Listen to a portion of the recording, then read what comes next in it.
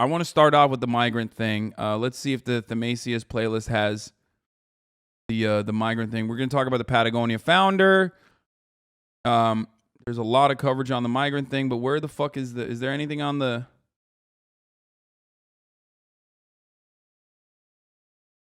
Oh, 50 migrants relocated to Martha's Vineyard. Back in this country, when we want to tell you about an escalation in the political fight over immigration. Dozens of apparent migrants landed by charter flight on a rocky island in the Atlantic, Martha's Vineyard, Massachusetts. This was yesterday afternoon. They arrived as part of what Governor Ron DeSantis calls a relocation program. Many did not know where they were going, and local officials on the island were not given any advance notice of the flight's arrival. Nick Giovanni of our Boston station WBZ is in Woods Hole, that's just across the water from Martha's Vineyard in Massachusetts. Nick, good morning. Absolute psychopathic shit. I mean, just 50 human beings. Remember, these are 50 human fucking beings. And you're functionally like kidnapping them and then trafficking them across state boundaries. And the only reason why you're allowed to do this is because no one sees migrants as human beings. Like, they just see them as like completely devoid of any sort of rights whatsoever. This kind of thing would never happen. You can't do this to anyone. Can you imagine someone's like, hey, actually, you know, I saw that you shoplifted, right? A fucking sandwich. So now I'm going to put you on a plane to a different state. You can't do that. You can only do this to to felons. You can only do this to homeless people, and you can only do this to migrants. Most of them black or brown, by the way, predominantly black or brown. And that is exactly what's happening here. Okay, you're trafficking children, which is also ironic from the QAnon party, right? They're literally trafficking children over state lines. But again, they don't have any fucking rights. So, you know, go off, I guess. However, this can have a positive, like I said, this can have a positive impact. Because the underlying assumption is that these places are not going to want to take care of these people. And that the voters themselves are going to be reactionary just like they are. But it turns out it's kind of backfiring a little bit. Tony, good morning to you. This is one of the ferry terminals here on Cape Cod that takes passengers to Martha's Vineyard, and it is there this morning where those migrants are waking up in at least 2 shelters that we know of following an island-wide response to their arrival. Volunteers on Martha's Vineyard found themselves scrambling to find shelter, food, water, and other services to accommodate the unforeseen arrival of 50 migrants, including the elderly and children, flown there as part of a relocation plan originated by Florida Governor Ron DeSantis. Martha's Vineyard Community Services had 50 people sort of literally walk up to their front door. Witnesses say the group wandered some 3 miles from the airport into Edgartown. Once in town, the migrants were met by volunteers who brought them to a high school where they were fed and later transported by school bus to a church to stay for the night. Authorities sent out urgent pleas on social media asking for volunteers to help with an urgent humanitarian situation. Barbara Rush worked into the night helping the families at St. Andrew's Episcopal Church. From what we found out by talking to the people, they're originally from Venezuela. They were flown here. We're not sure what plane brought them here or how they got on a plane to here. Volunteers said they were told by some of the migrants they did not know where they were, but were told they would be given housing and jobs. A statement from a DeSantis spokesperson read in part, Massachusetts, New York, and California will better facilitate the care of these individuals who they have invited into our country by incentivizing illegal immigration through their designation as sanctuary states. Like, low-key, he's not wrong, though. In a weird way. What the fuck is this? Your Steam Deck is ready, but held only 2 days? Oh my God, I just got my fucking Steam Deck. Let's go. That was crazy. That's a crazy thing to fucking...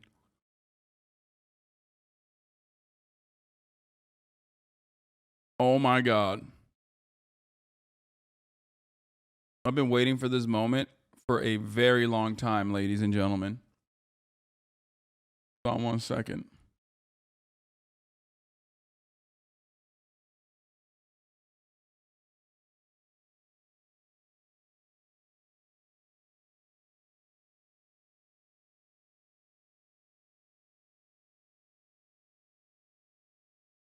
Hold on. Sorry. That was crazy. That's a crazy notification to just get. Since the spring, Republican governors in Texas and Arizona have transported several thousand migrants and asylum seekers to New York, Chicago, and Washington, D.C., all cities with Democratic mayors. Yet, unlike those major cities, these arrivals aren't met with migrant resources and services like immigration's courts, where their asylum cases can be heard. Immigrants who were told that they would be greeted here with a place to stay and with jobs. Massachusetts State Representative Dylan Fernandez arrived on the island Wednesday and called the move by the DeSantis government to transport migrants there with seemingly no coordination, quote, evil. They're using children. Yeah, I mean they're using them as political pawns, right? Which is insane. Like they're using literal children. They are trafficking literal children to do like a gotcha, like a political gotcha. And Fox News was, of course, on site when they got off the bus because this was the entire point. Wait, what the fuck? I need to install something? I just got a Steam Deck. What the fuck would I have to install for the Steam Deck?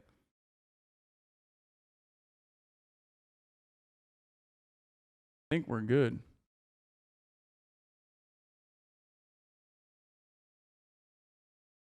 Anyway.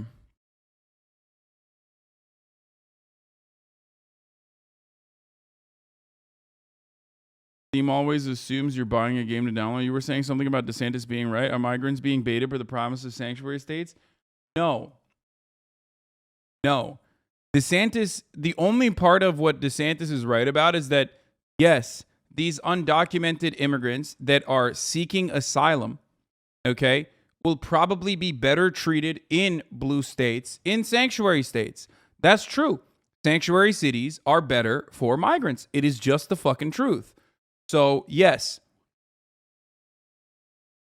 And you see it. You see it, motherfucker. Immediately, these guys came in, and the first thing that they were met with is like a sea of support.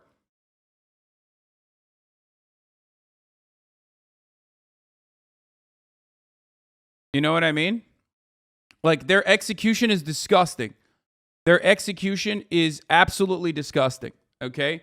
Just like when I execute the top of the hour ad break 20 minutes into the hour, like, it's disgusting. And then I forget to run it. I forget to run the ad break in the beginning, and then I run it 20 minutes in. You know, at the top of the hour, there's a 6-second ad break. If you no longer want to see those ads, all you need to do is subscribe, which you can do for $5 or for free. Okay? Disgusting. Disgusting that I forgot. Okay? But it's less disgusting, especially if you subscribe or get gifted a sub. If you're lucky, thank you, Chaos Bites, for gifting 5 people a sub and allowing the opportunity for them to no longer see the ads. Here's the 1-minute ad break now. Twitch Prime is also free if you're not lucky enough to get gifted a sub. By connecting your Amazon Prime account to your Twitch account, you get 1 free Prime subscription a month. Here's the 1-minute ad break now. Okay? But yeah, here, let's keep going. As political pawns. But the island community has really rallied together. So yeah, ultimately they did something really fucked up, and they treated these people as though they are not human. They took away their autonomy. They lied about the prospect of like a better future. Like there's no immediate jobs available because there was no coordination with the other states. Like if this was a normal fucking country, okay, if the United States was a normal country and not just like, white supremacists and light white supremacists fucking constantly duking it out in this never-ending political theater as they like try to figure out better ways of fucking over the poor, you would have collaboration. You'd be like, all right, there is like, 10,000 migrants that we have here, and there are areas of need. We should be able to better serve these migrants. These migrants would be better protected and better served in areas of need like Oklahoma, where there is like a labor shortage or something like that, which is still a little bit dehumanizing for sure. But you would offer them the opportunity. You'd say, hey, look, this is a place where there is actual housing. There is actual, relocation programs. There are actual training programs. There are actually adequate translators. And that would be, opening up more additional jobs in places like that, right? And then you would say, hey, would you like to go here? Okay? That's how you would do this. And then there would be an actual fucking asylum process where the states are collaborating with one another and actually creating housing opportunities for the people that are coming. They just fucking kidnapped them and sent them over and said, hey, here's an empty lot where there's a building where you can live in or some shit. Okay? Which is really fucked up.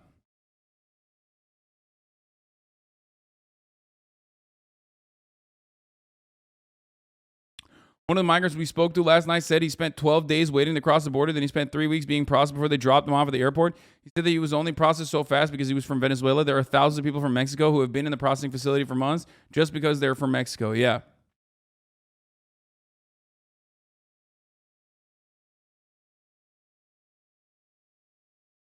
Do you think there's any stock in their excuse about border towns not having resources to handle these people? What? No, dude.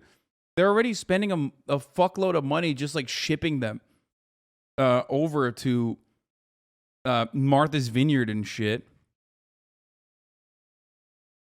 What do you mean? No, that's, guys, we're talking about states, okay? Especially states like Texas and shit. They literally have enough power. They command the power of entire states, okay? They have resources, brother. They literally have resources, especially because migrants mean new jobs, both new jobs for the migrants to take on, but also new jobs that did not exist prior in both relocation, asylum seeking, legal paperwork, and also education programs. Like, there are so many jobs. You need to build more housing. We're not talking about like Alabama. We're talking about Texas.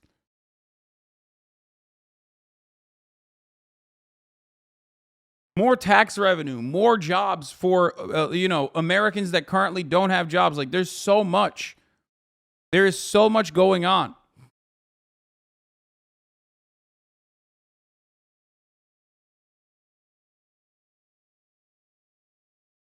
Sending them to a place like DC is worse because DC doesn't have the same pool of funds and resources that states can tap into. That's one of the areas that's like fucked up. Anyway, In addition to food and shelter, Texas scared of becoming California. Dude, that's so funny that you say that, especially because like Texas is an incredibly diverse state. Like, people always think Texas is yee, but Texas has a long fucking history of like Texas was Mexico, man, just like California. What the fuck are you talking about? You know how many Mexican Texans, like Tex-Mex, you know how many fucking the Mexicans already live in Texas? Texas has always been a state that's like hella Hispanic. The fuck? North Mexico to begin with.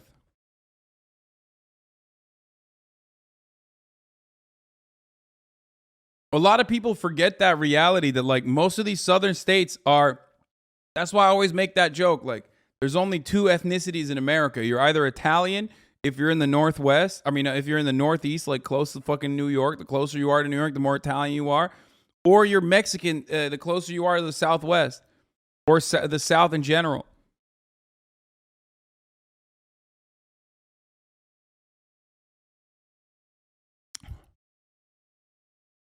Same people also forget some of the most insane American neo-Nazis are in SoCal. Yeah. Yeah, where do you think the names come from? Like San Antonio, El Paso. What is that? You think that's American? I mean, this is literally an Anchorman reference at this point. You know what I mean? Like San Diego. What was it? A whale's pussy? Is that what was the joke?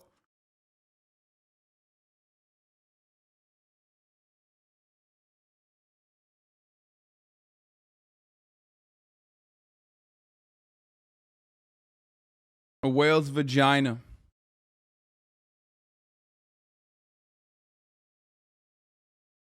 Anyway, yeah, Los Angeles.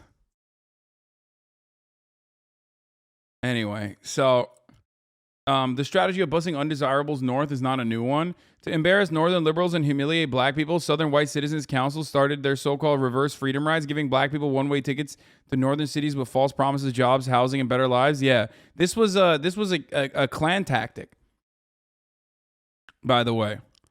The Kennedy White House received mail from the leaders in the targeted states, asking the federal government to intervene in the cruel, merciless hoax and their traffic in human lives and misery.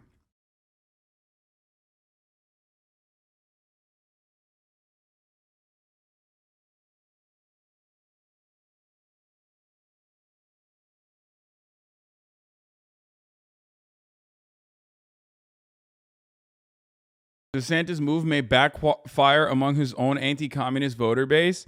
Yeah, there's also this other stunt that is probably pissing off the Cubans and Venezuelans that already live in Miami-Dade County. Ron DeSantis' stunt of flying 50 undocumented migrants to Martha's Vineyard may play well on Fox News, but the fact that it was 50 undocumented Venezuelans who would escape the Maduro regime may not play as well in Miami-Dade County. Yeah. That's the other part of it. These are the good ones. You know what I mean? I thought these were the good ones, man. These were the ones who were running from communism. That's how you're gonna treat your voter base, Ron? I guess Cubans don't really give a fuck, but there are plenty of Venezuelans who also have escaped communism living in fucking Florida. So there is that as well. I am here on the ground. They actually don't care. Most importantly, though, yeah, Cubans don't give a shit, most likely. But most importantly, though, like I said, time and time again, this probably will backfire because, I mean, these guys will most like you are handing a gigantic dub to blue states to be like, yeah, we took the fucking migrants that you shamelessly sent over like you're a part of the fucking Klan, okay? And now they have incredible lives here, you fucking piece of shit. You did human trafficking.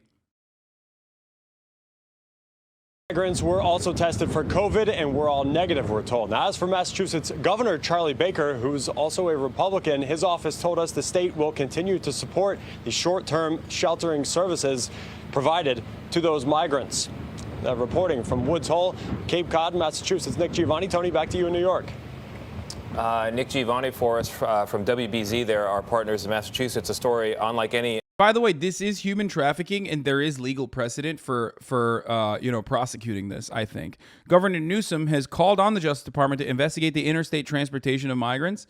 Like millions of Americans, I've been horrified at the images of migrants being shipped on buses and planes across the country to be used as political props. Clearly, transporting families, including citizens, across state lines under false pretenses is morally reprehensible, but it may also be illegal, because I think it is. You can't just, like, fucking ship a bunch of humans, dude. You can't do that. I mean, this is like that Platoon moment, a movie that I just watched on a plane flying into Los Angeles, California yesterday. But it's like that moment in Platoon when they actually enter the fucking Vietnamese village, and Charlie Sheen has this like come to God moment where he recognizes the humanity of the fucking Vietnamese, that they are bullying and brutalizing and raping and murdering unjustifiably. Which is a great movie, by the way. High key recommended. Platoon, spoiler, suck my dick, dude. It's literally a 70-year-old movie. You fucking idiots. Half the cast is like dead now, okay? Incredible cast, incredible movie. Love that. It was so good. I highly, highly recommend it.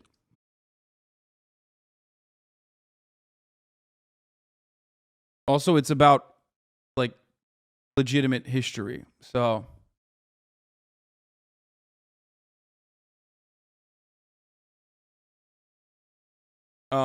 as I was saying, though, it is like I mean, it's just spoils it and recommends it. What the fuck are you talking about? Of course, I've seen Full Metal Jacket. I saw Full Metal Jacket way too early in my life, though. I think it like fucked me up a little bit.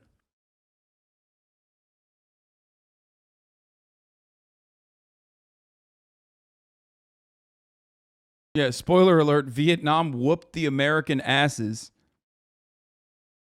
So you will definitely see that in that movie.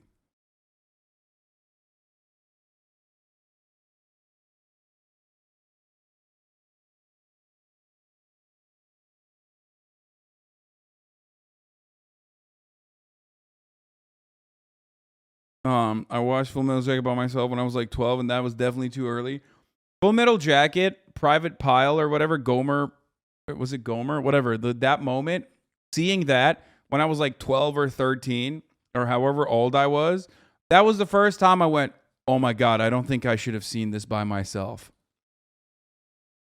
Like that moment is when I realized like, oh shit, this is why they have like restricted, 17 plus maturity ratings on movies. I was like even in my little ass child ass brain, I was like, what the fuck? I think this just unlocked something in my brain. I literally thought with my little ass kid brain, I was like, I probably should not have seen this. I was like this.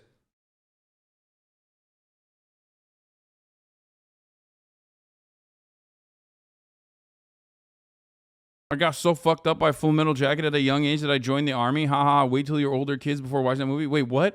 You watched an incredibly anti-war movie and you joined the army? You got the wrong message, man. What the fuck? It's like, it's the same as Platoon. It's like inherently anti-imperialist works right there. Damn, this guy where he kills himself after being like brain broken by the American military is pretty sick. It's like watching Starship Troopers and thinking fascism is tight, actually.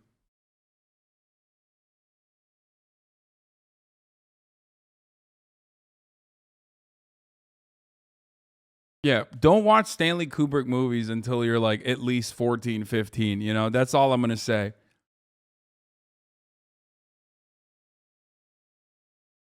Or even Platoon.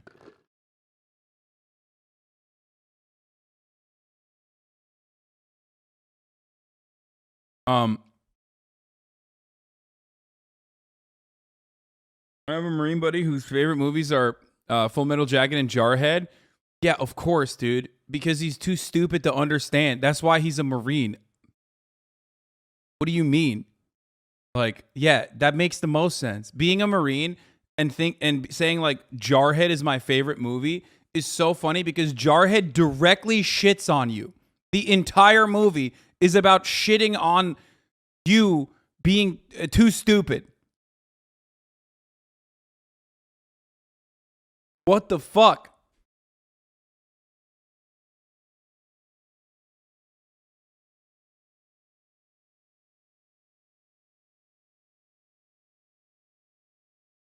My brother was a huge film bro. Made me watch movies with him when I was like 10. That wasn't even the worst part. I found the part where they had a dead Viet Cong just hanging on with them on camp was more traumatizing.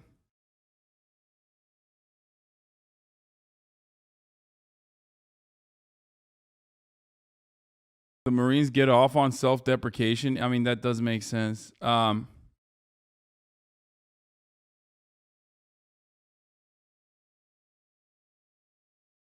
Anyway.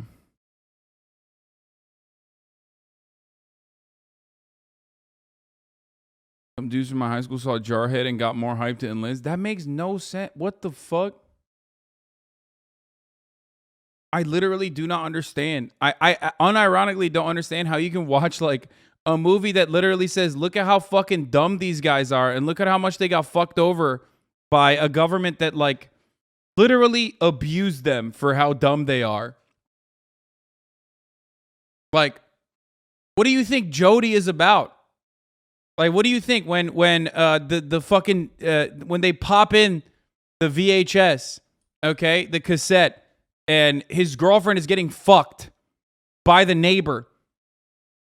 Okay, what do you think that moment was about? What do you were like, oh, that's pretty sick. Like, I do want to go overseas and fight in a war that is like completely unnecessary. That's not even a fucking real war to begin with, and have my wife get fucked. And then have everybody else in my platoon fucking fight for the tape so they can jerk off to it because they haven't seen pussy in like months. Jarhead was a great movie though. It was great. Dudes jerk off Tyler Durden and Patrick Bateman for decades. How are you just realizing NA young minds are broke? Yeah. I did love, I mean, dude, a lot of my, I guess, anti-imperialist takes unironically come from watching at an early age, like watching Black Hawk Down and all these other fucking movies. Like, I mean, I also thought the military looked very cool in those movies, but I also realized, like, yeah, these guys are not having a good time. Buses filled with migrants from our southern border have just arrived outside Vice President Kamala Harris's residence at the Naval Observatory in Washington, D.C.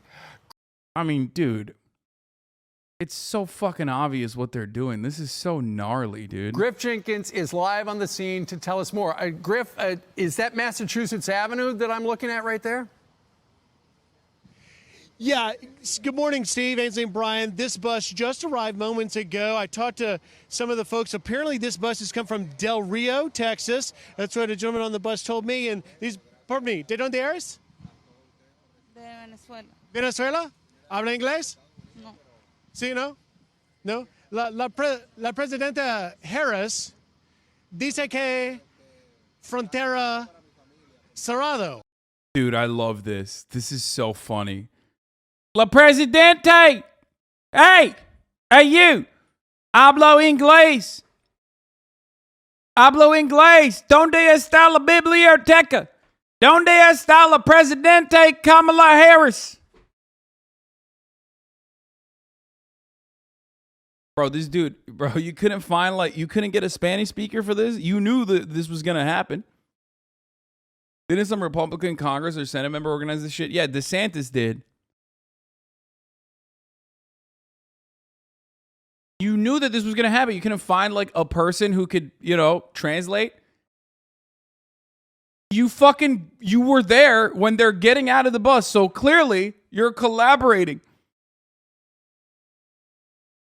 You're clearly collaborating with whatever fucking Republican is pulling the stunt. So you couldn't find like a Spanish speaker? Hablo Americano. La frontera es cerrado or abierto? Abierto. Abierto. So what she's saying, Steve, I asked her, Vice President Harris says that the border is closed. She says it's open as we see these migrants coming across now. We're not sure how many there are. We do know that according to Texas Governor Abbott's office, there have been about 7,900. Pardon me. Wait. Did she even say that? I mean, I can't speak Spanish, but I don't think that... Did she even say that?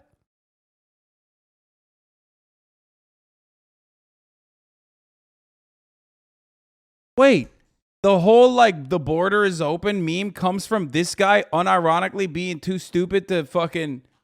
Too stupid to bring, like, an actual capable Spanish speaker with him?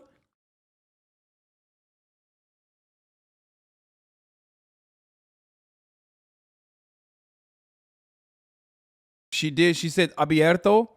She said it was open, but the way he asked the question was fucked up. What did he say, though?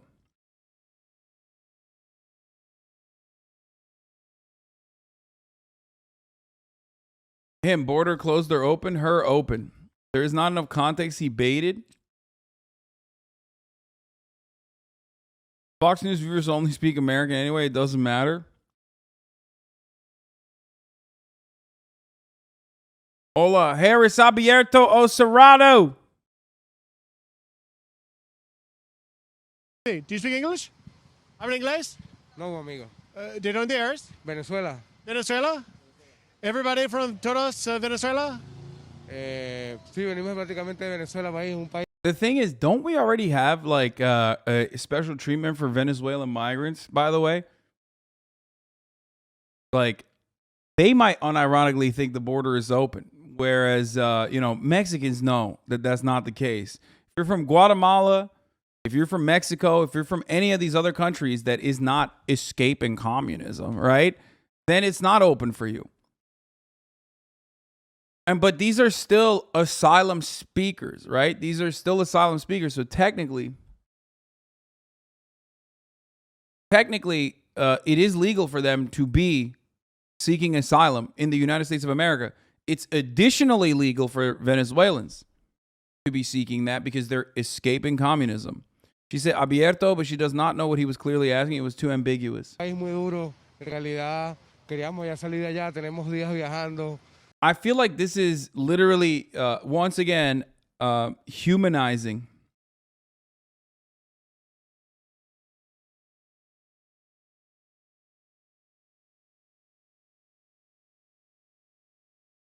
The asylum seekers in this situation. Migración también nos ha jodido mucho en México, pero lo que queremos es triunfar, queremos evolucionar, queremos tener de todo, queremos. Yeah, they have temporary protected status until 2024. Like, so they are allowed. Migrants coming in from Venezuela are allowed. Okay, thank you. Yeah, buena suerte. So I'm not going to be able to translate all of that, and I wouldn't even try because it wouldn't look good on live TV. But as you can see, they're coming across here, all of these migrants. Yeah, because you just don't know what he said. You just said, abierto. Abierto. When you're padding your resume and say fluent in Spanish because you got an 87 on the final 6 years ago, yo, this motherfucker is his level of Spanish is my level of Spanish, okay? This is hilarious. Why couldn't Fox News actually send someone that knows how to speak Spanish? This is so funny. There's not a single person at Fox News that speaks Spanish. Of course there are. They couldn't have fucking hired a Spanish speaker to translate? That's crazy. Yeah, Peggy Hill Spanish language. Look. Mrs. Hill, in your own words, your own Spanish words, please tell the judge what happened with little Lupe. Su Pudenor. Yo poder ver que usted ser caballo razonable. Yo estoy muy embarazada por lo que pasa por Lupe. Ella comer mi accidente de comión y yo no más quiero que hacer que Lupe ser libre. Yo tengo mucho demasiados buenos años enfrente para pasar mi vida en fábrica cigarros.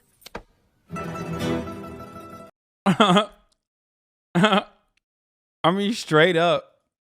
It appears to be at least 20 or so at this point. We have 2 buses. So what I was saying was, we know from Governor Abbott's office, there have been about 7,900 migrants on over 190 buses coming to D.C., more than 2,200 on more than 40 buses to New York, and of course, about 5 buses to Chicago with a little over 300 migrants.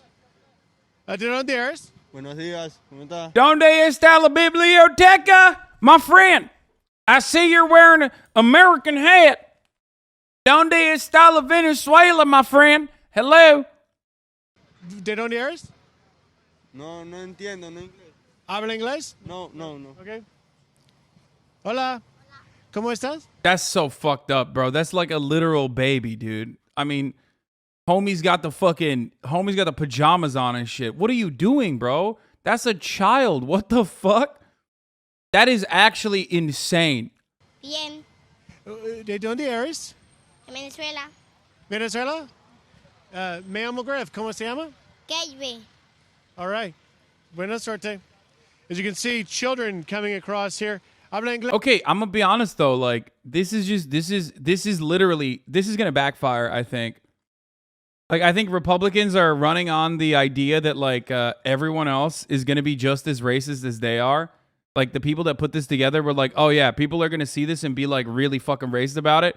When in fact, it's like, it's turning into like a Channel 5 situation. Like, you're literally showcasing the humanity of these people that are trying to find a better, you're showcasing the humanity of people that are trying to make a better life for themselves. Not only that, but also these are people that are escaping communism. So they're the good kind of migrants too, regardless of how fucking brown they are, right? I just don't see. Yeah, look at all these rapists and criminals coming off the bus is not going to fucking work. Exactly. Like, when you can very clearly see that they're just like normal people. And they are. They always are normal people.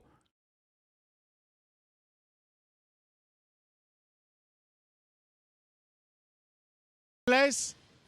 Habla inglés? No. The majority of migrants that have been coming, and I can give you some of the most recent numbers. Yeah, I guess the reason why they didn't bring a translator is because they don't care about it, and they want to like drive home the point. Like, look, we can't understand them.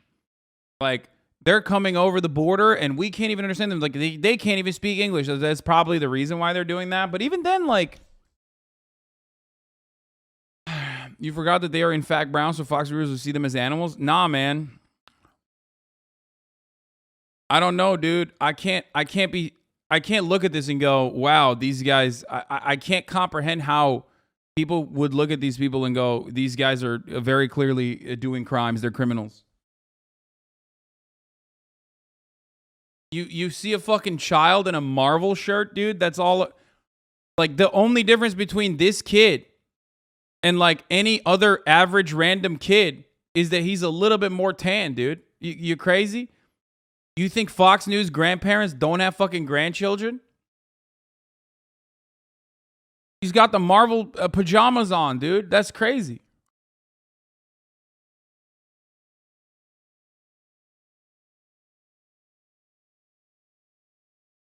Hasan, you're not racist. That's why. No, dude. No. I'm telling you. I'm fucking telling you. I'm telling you. Listen.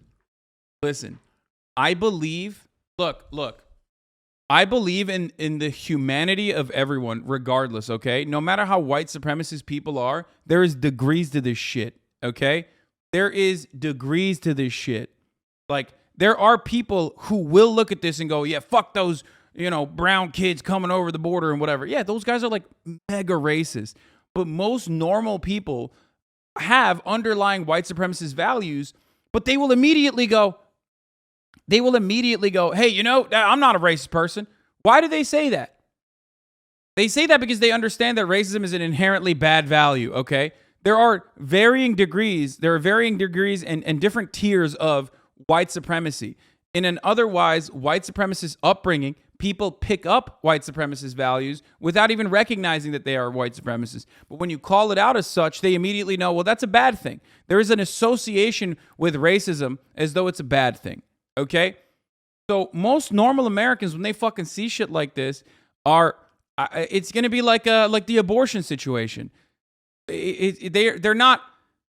This is unironically the exact opposite of propaganda, the exact opposite kind of propaganda that Trump tries to do all the time, which is every single migrant is actually a rapist murderer, right? Trump very deliberately, and Republicans who are racist, like Tucker Carlson, very deliberately will run black crime and migrant crimes every fucking night to paint the entirety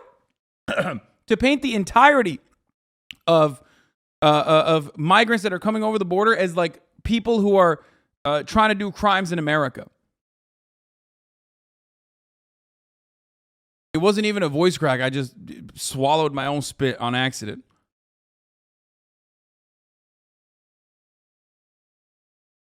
They are watching this at home and don't care who thinks they are racist, bro. I get your point, but it's so naive. I don't know, man. I think that like more people would look at this and realize the humanity of these people than the opposite. That's why you don't see this kind of coverage normally. That's why the coverage afforded to migrants for the most part,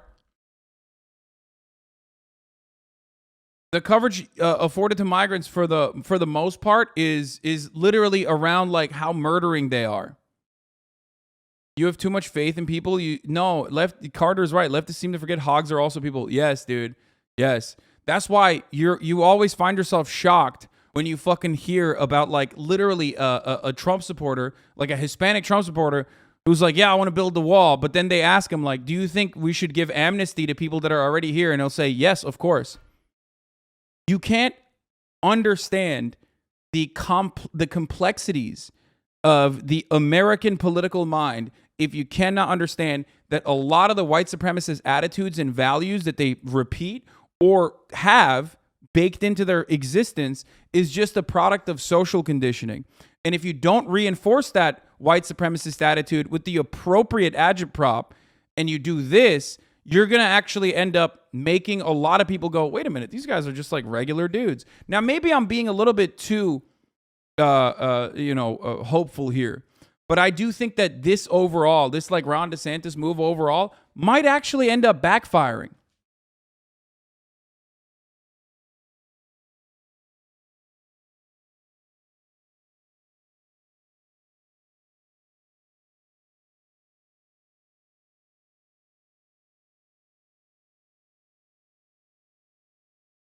You get it? I grew up surrounded by actual fucking Nazis in North Idaho. It's super hard for those people to escape. I got insanely lucky with my family having diversity and also moving to a big city in my teenage years. A lot of studies have shown that even a very small view of the sameness cuts through sameness very effectively. This did not show what Fox News wanted it to show. Yeah. You libbing shit up?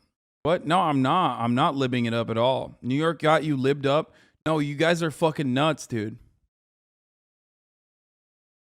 Even the most hateful right-winger ultimately is, when confronted with their racism, will probably have a reaction to it that you do not expect, where they're like, I'm not racist. Why do you think they think that? A lot of fucking racist right-wingers unironically think that they're not racist.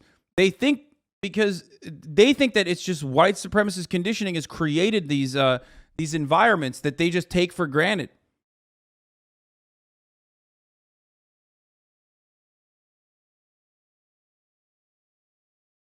Not gonna lie, but you kind of foster all these ultra leftoids in your chat. Kudos on educating them, though.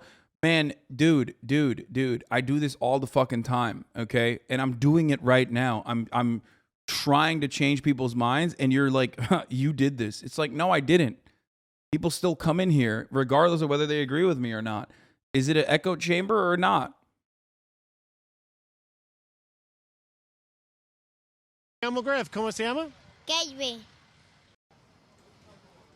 Going to go. Right. They don't know where they're going to go because there's no one from the D.C. Office of Immigration meeting them. There are a few other reporters out here. Yeah, I wonder why there's only reporters, but no one from the D.C. Office of Immigration meeting them. Perhaps because they only informed the reporters and not the fucking proper authorities, dude. You literally set this up. That's fucking insane to me.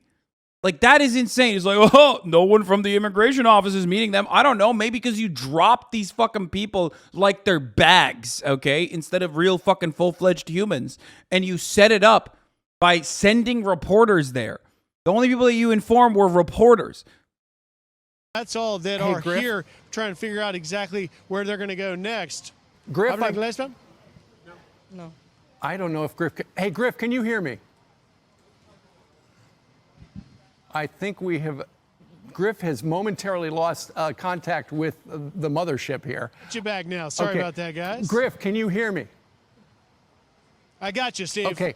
Griff, because you're not able to pick up a lot of details from those particular migrants, aside from a lot of them are from Venezuela, can you go into the front of that first of two buses and just ask the driver where they're from, and who asked them to pull up in front of Kamala Harris's house? Yeah. Like, they sent them the... Wait, what? I mean, we know who fucking told them to pull up in front of Kamala Harris's house. What are they trying to say, that Kamala Harris asked for them to come there? What the fuck? Does that seem like an appropriate location for them to be dropped off at? How do you fuck this up? You knew ahead of time. You knew ahead of time this was going to happen. How do you fuck this up, Fox News? How do you fuck this up, Ron DeSantis?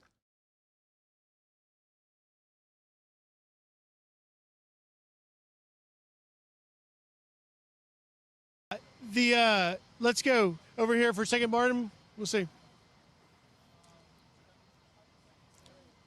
And so we're just confirming with you, you're coming from Del Rio, Texas? Yeah, well said. I'm a black liberal who went to college in an extremely red state, Arizona, and what you explained sounds a lot more like more of the kids I went to school with. I had a lot of conservative friends there, and nothing highlights your point more than West Coast conservatives.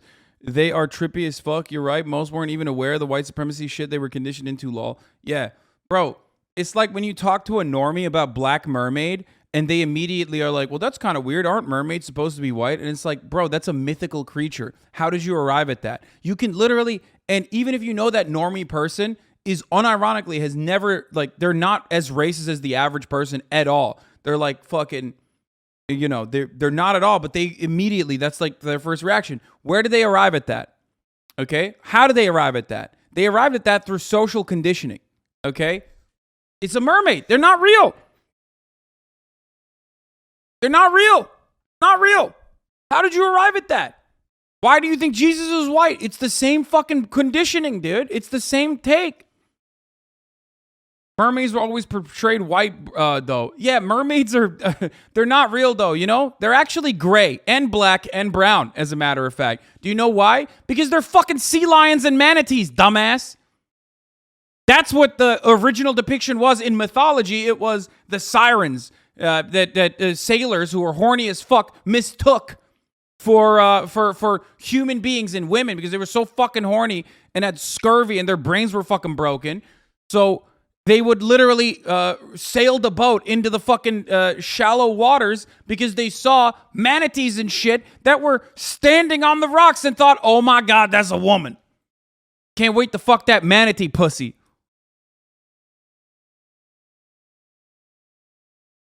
That's like the original inception of the mermaid mythology. That's where that comes from.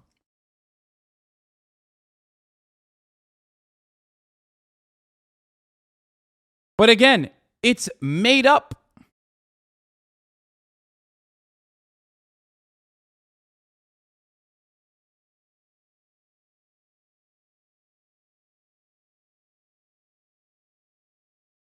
It's made up. Just like elves and shit. It doesn't matter if they're fucking black or brown or white. It doesn't matter. They're made up.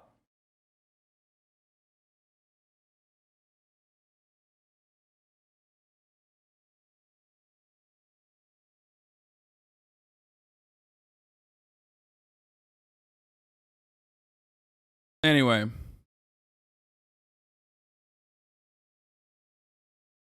All right. I don't think they want to talk. They're not able to talk to us, although we do have confirmation from the governor's office that the governor sent these buses here specifically to Vice President Harris's house, to the Naval Observatory here.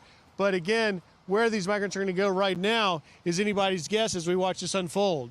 You know, Griff, you asked one of those migrants about, I mean, there's irony involved in what they have done by shipping these two buses to the Naval Observatory, which it looks like you're right on Massachusetts Avenue. The vice president's house is just up the hill beyond a fence, the direction you're looking right there. She's in charge. She's the so-called border czar. So she's saying it's secure. And if two buses full of people who just walked across into this country on... Dog, you did this. Who did this? You did. What is happening? I'm losing my fucking mind. Bro, why are they making it seem like Kamala Harris was like, please come? Oh my God. Wait, this is so stupid. This has to be, dude, Democrats have to fucking flip this, dude. This is such a gimme. I mean, this is insane. It's like the top of the hour ad break and not actually seeing a fucking ad exactly at 1 p.m. when the ad break is served. And if you're wondering, like, still at this point, how do I avoid seeing those fucking ads? Well, baby, let me tell you. By subscribing for $5 or for free with a Twitch Prime. Because at the top of the hour, there's a 6-second ad break. If you no longer want to see those ads, all you need to do is subscribe, which you can do for $5 or for free with a Twitch Prime by connecting your Amazon Prime account to your Twitch account, where you get one free Prime subscription a month, or by getting gifted a sub if you're lucky. Not everyone is, though. Here's the 1-minute ad break now.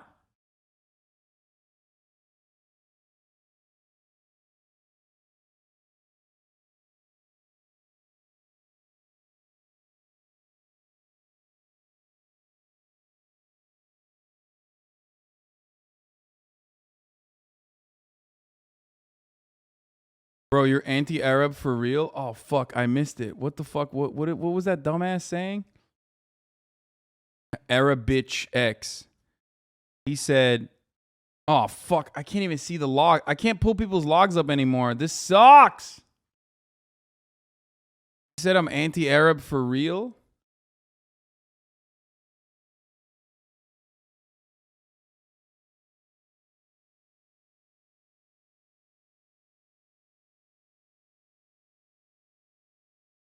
Yeah, I can't for some reason, like Twitch is not letting you pull logs lately, this past week or so.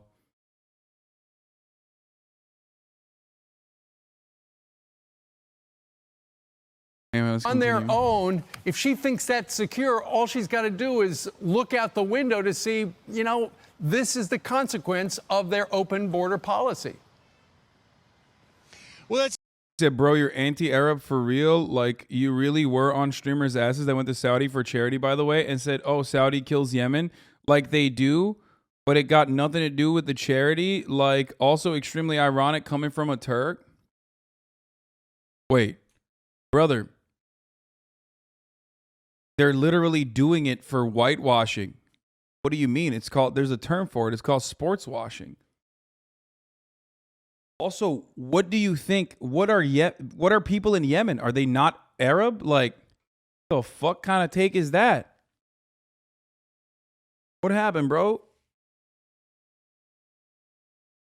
Did you just find out about this? Like, what do you think people from Yemen, what ethnicity are they? Motherfuckers like, only the Saudis are Arab. That's cool. That's cool, man. Thank you.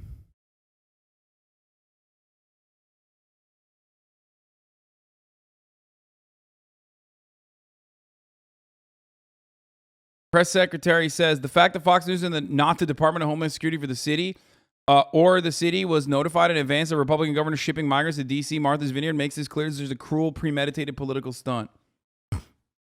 Oh, does it suck to have migrants show up in your community uninvited and without preparation? That's crazy. Bro, that's so fucking insane. You are so cucked. You are so cucked. They're using your fucking tax dollars to do this, you idiot. They could have used it to, like, not do human trafficking and instead actually help these people relocate.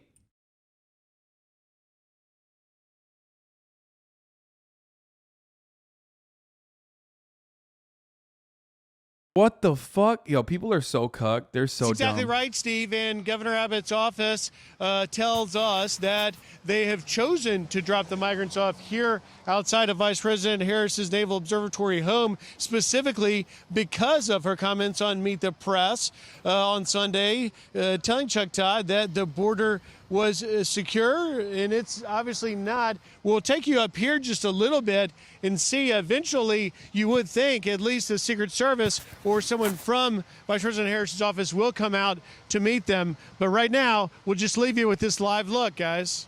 There you go. 2 buses, a lot of migrants from Venezuela. Subscribe to the Fox News. 2 buses, a lot of migrants from Venezuela. Nice, dude. Oh, my fucking Lord. Anyway, like we said, it's kind of backfiring on them. Hopefully it continues to backfire on them. We're going to get into the railroad strike in a second, but before we do, we confirm 50 migrants were flown to Martha's Vineyard and are being helped at a church. The men, women, and kids said they didn't know where they were, and Florida Governor Ron DeSantis told Fox he sent them as part of his relocation program for illegal immigrants. Where they landed, they just started walking until they found town offices. Governor DeSantis has promised to send migrants to progressive states. He told Fox News states like Massachusetts, New York, and California will better facilitate the care of these individuals, which he's not wrong about. Like, that part is actually unironically not wrong. I do think that these states will most likely facilitate better care for these people, but the way that he's doing this relocation is literally fucking unjustifiable, cruel, inhumane, treating them not like they're human beings, but instead fucking, baggage. There's some conflicting information. We're told the migrants are telling translators on the vineyard they are from Venezuela and flew in from Texas, but DeSantis claimed to Fox News that this was his program. Got a statement from Governor Baker's office. The Baker-Polito administration is in touch with local officials regarding the arrival of migrants of Martha's Vineyard. Short-term shelter services are being provided by local officials. It also says it will support the effort. Emergency officials on Martha's Vineyard are now asking for volunteers to help with the unexpected urgent humanitarian situation. And guess what? They are doing that already. So get fucked, you fucking animals. You absolute fucking pieces of shit. Absolute fucking dog shit, psychopathic, moronic baboons, dude. I fucking despise the Republican Party, which just runs a campaign of cruelty. That's it. And it's backfiring on them because human beings are not as fucking disgusting as these scumbags are. Okay? As migrants arrived, Martha's Vineyard residents and businesses lined up to help. Food, coffee, bedding, and warm clothes have been arriving as the island works to meet the needs of more than 40 people that were flown there without warning. Turns out human beings are significantly more decent. So yeah, get fucked. Okay? Get absolutely fucked. Thank you, Dallas5360 for the 5 get the subs. They keep fucking claiming that there's a caravan. There's a caravan. Anyway, here's a Martha's Vineyard person with some words. I was at St. Andrew's Church helping to feed these people. They were told they were going to Boston where housing and jobs were waiting for them. In other words, they were lied to. There were men, women, and children. They hadn't eaten anything since 6 a.m. What kind of depraved individual loads up 50 people onto a plane and dumps them in a strange place without even notifying anyone that they're coming? These are leaders. These are Christians. I'll tell you what, it's a disgusting political stunt at the expense of human beings just wanting to work and provide for their families. But you know what? On this island, we treated them with dignity, we fed them, we gave them medical attention, and we will give them a warm and safe place to sleep. Tomorrow, we will give them breakfast and help them figure out what's next, because on Martha's Vineyard, we won't turn our backs on people in need who are being abused by extremist Republican governors for some cheap soundbite on Fox News. Thank you to all the volunteers who were there. It restores my faith in humanity that we came together to help the people in need. So the irony here, of course, is that Greg Abbott was doing this already. He was busing them to D.C., and then DeSantis, of course, immediately jumped on it and wanted to do the same shit. Greg Abbott is doing the buses that you saw on Fox News most likely were not even Ron DeSantis's. They were Greg Abbott's buses. The ones that are in D.C. Ron DeSantis did the Martha's Vineyard one, and Greg Abbott did the D.C. one. He's been doing it for a while.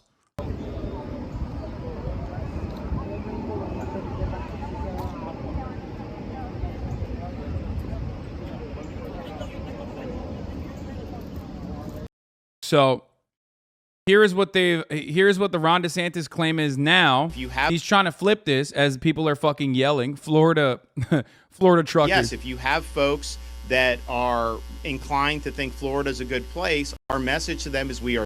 What does dick taste like, my guy? Dude, why don't you ask your mom? She can literally tell you what my dick tastes like. That's such a weird question to direct at me. I mean, come on, dude. You're really gonna give me an alley-oop?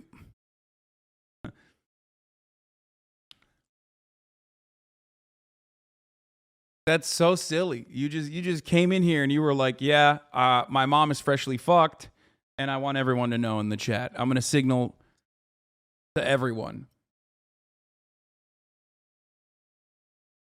Great.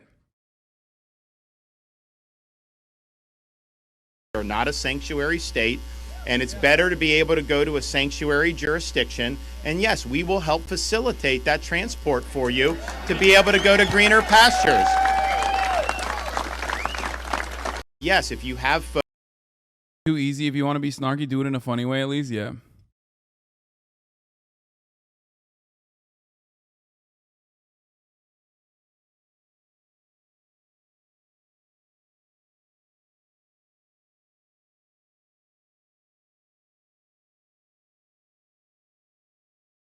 Democratic states are greener pastures? Yeah, literally.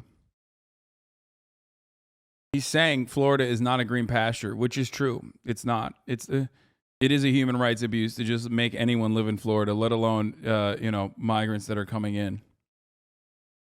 Okay. I think anyone.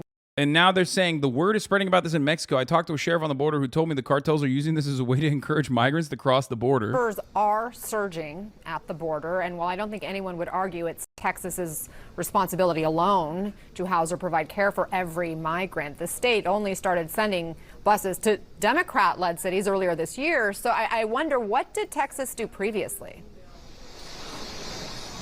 You know, Texas for years has focused on the enforcement, on the law enforcement on the border. And the way that Texas DPS has always put it, and the governors, including Abbott, has put it in the past, is they focus on filling in the gaps of security where Border Patrol can't because of surges at different points in time that we've all covered. Now, what has changed now, Anna, and this is the interesting and fascinating part of this, what has changed is the cost.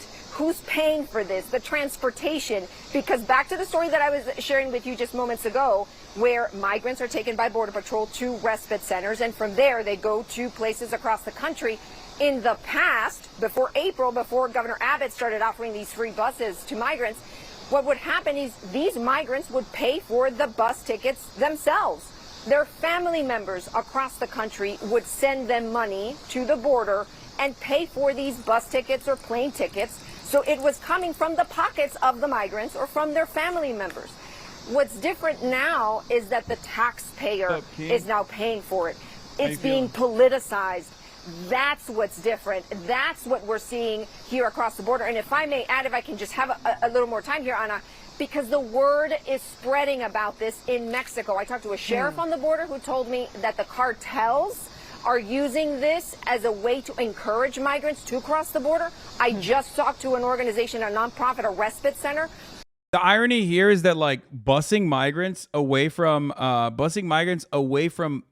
Mexico and all these other fucking southern states and sending them to like places like Massachusetts is unironically going to hurt the bottom line of agricultural producers and also like chicken factories and shit.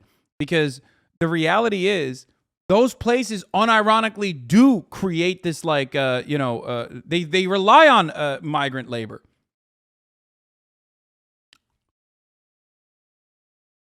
They literally do. So you're fucking up your own bag, my man. You are. Oh, a sheriff? Okay, they never lie. I mean, the idiocy of this, sheriffs, the folks who talk to cartels every day, like what?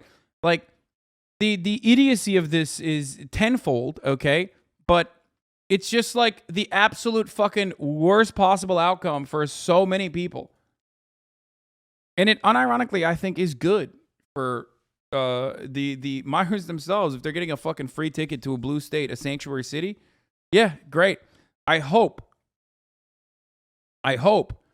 that the libtards at these fucking places don't actually flub this and fuck it up and use it as an opportunity to show the rest of the world and do a little bit of agitprop as well to show that these are just human beings that are looking for a better life, and they can very easily work alongside American citizens, naturalized U.S. citizens, or natural-born U.S. citizens, which, of course, as you can see from the CNN coverage here, they're taking a relatively right-wing approach to this, where they're like, oh, this is actually making more migrants come into the country. It's like, well, that's not necessarily a bad thing. If only Republicans considered all humans as people, we'll see. The director of that respite center said that migrants are arriving to the U.S. asking about Abbott's buses. Now, a few weeks ago, I interviewed DHS Secretary Alejandro Mayorkas, and I asked him about this.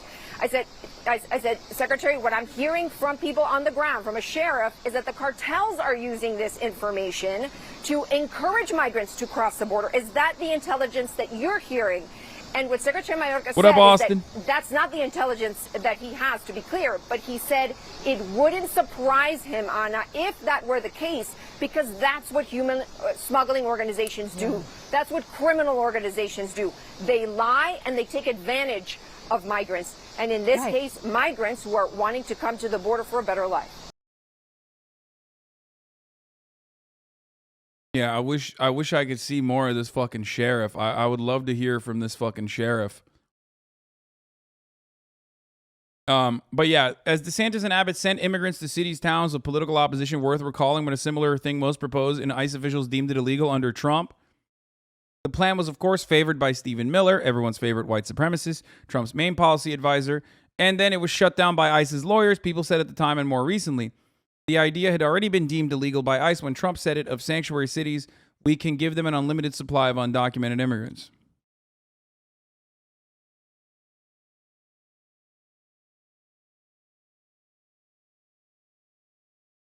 Gotta love how there's always a surge or a caravan like 4 to 6 weeks before an election. CNN loves this shit and pushes it every time. Remember their a caravan graphics from 2018? The news ended one day after the election. Yeah, but this time there was no fucking caravan at all, so they just made the own caravan. I mean, last time they made their own caravan as well, but at least there was like actually a surge in migrants that were escaping horrifying conditions back home, trying to come into the United States. But this time they're like, yeah, we couldn't fucking whip one up in time, so we're just making our own. That's great.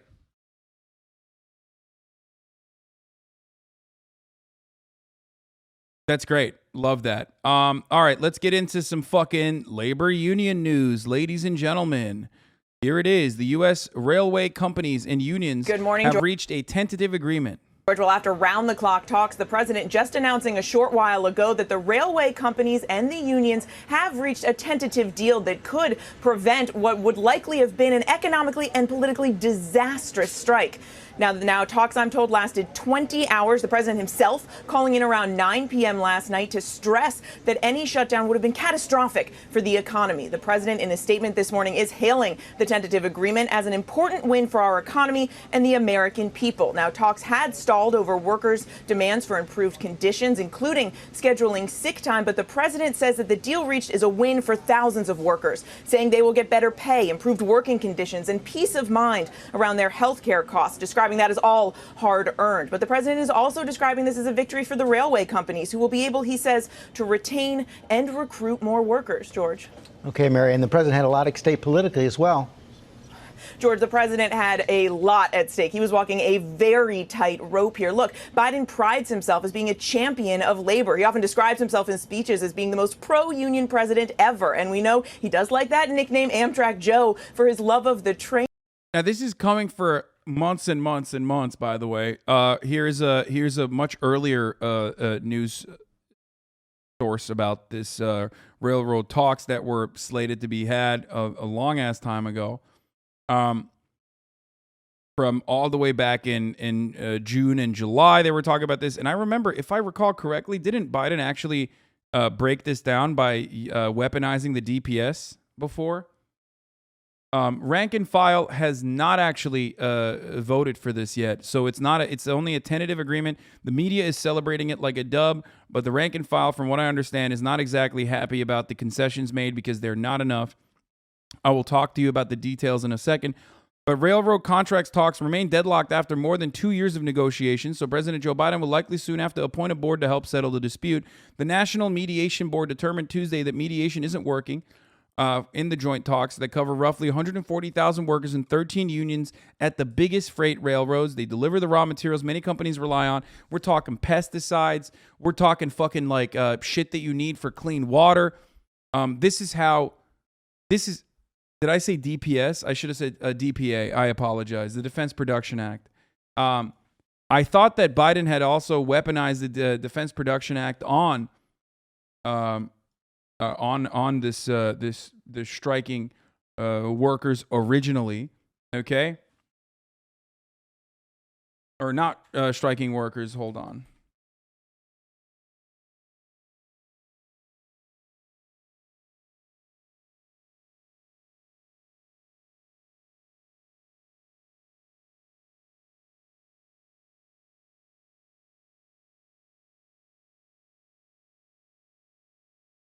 But this was a couple months ago. I think he did it at the ports. No, he did it at the ports, but the railroad one kind of went under the radar. The federal law that governs the contract that talks says arbitration is the next step, but both sides have to accept that the unions have said that they won't.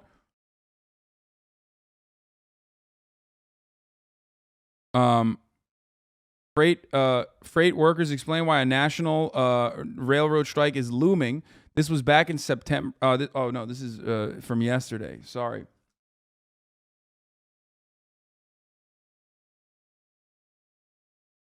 Anyway, Reach out. Even Newsmax themselves were shocked to learn from a railroad worker that they do not have. They don't seem to get paid time off. We're gonna talk about this in a second, though. We're gonna get into the details. I just wanted to cover the liberal media side of it first, because liberal media and the no. This is not it. This has been going on for fucking 2 years, chat. I thought that this was an earlier article from like last year or something. I was wrong. This is not the article I was thinking of, but this is something that like people who cover labor news have been talking about for a while. It's been an ongoing issue. I mean, railway workers are getting absolutely fucking cumstered. Okay? Should have looked at my links in June. Yeah. Always ignored hints of life of a HasanAbi chatter. Okay, shut the fuck up, okay? Chill out. My dad works for BNSF, and they regularly overwork and exploit them. Just this weekend, he worked 24 hours straight. He also said that 1 year they gave workers a raise of just 1 cent. A chatter be like, hey, I know this is like, important national news happening, but remember when I asked you to cover it months ago. But with the midterms looming just 8 weeks away and his economic recovery essentially at stake here and on the line, the president had to find a solution and avoid this shutdown. There is no question this is a win for this White House, and there's definitely a sense of a huge sigh of relief here at the White House this morning. Bruce, thanks very much. But the rank and file, for the record, the rank and file are not happy about this circumstance, the contract, and even the current state of affairs. Here, let's we'll look at more perfect union. Update: the 2 largest rail unions have begun distributing strike information and FAQs to workers ahead of the Thursday night deadline for railroads and unions to reach a deal.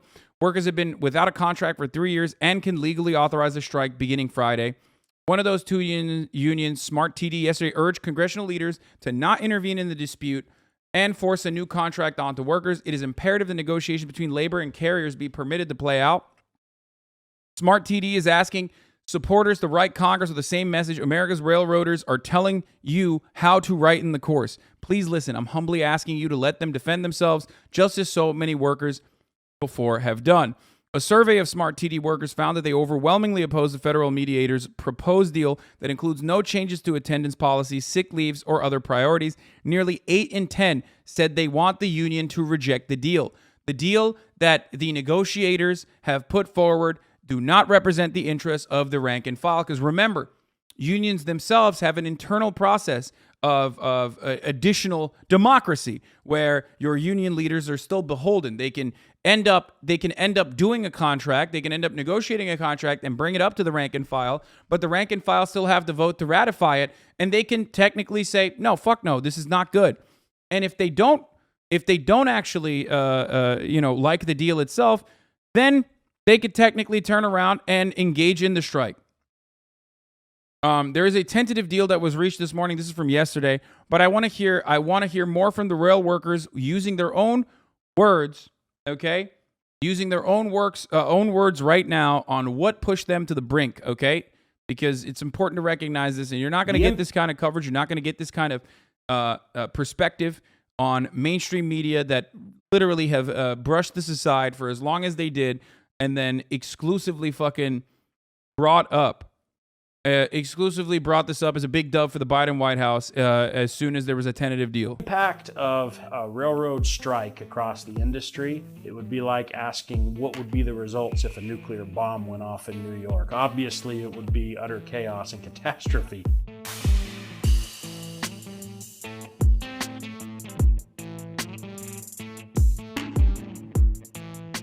It seems intentional, like the railroad industry is intentionally trying to create an oppressive work environment so that they can reach their end goal and be able to give more money back to Wall Street.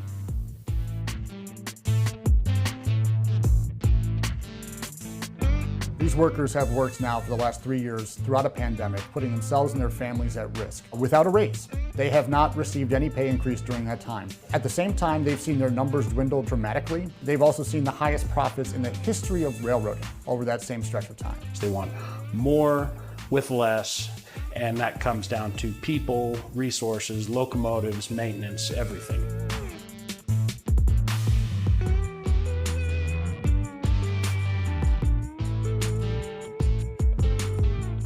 Railroads have laid off 45,000 people in the past 5 years. That means that they are completely incapable of meeting the demand that is placed on our economy. Just on duty time, you are very commonly working 80+ hours a week. That does not include the time that you're sitting at the away from home terminal. I mean, you might be away from home, subject to the railroad, not with your family, for 120 hours in a week.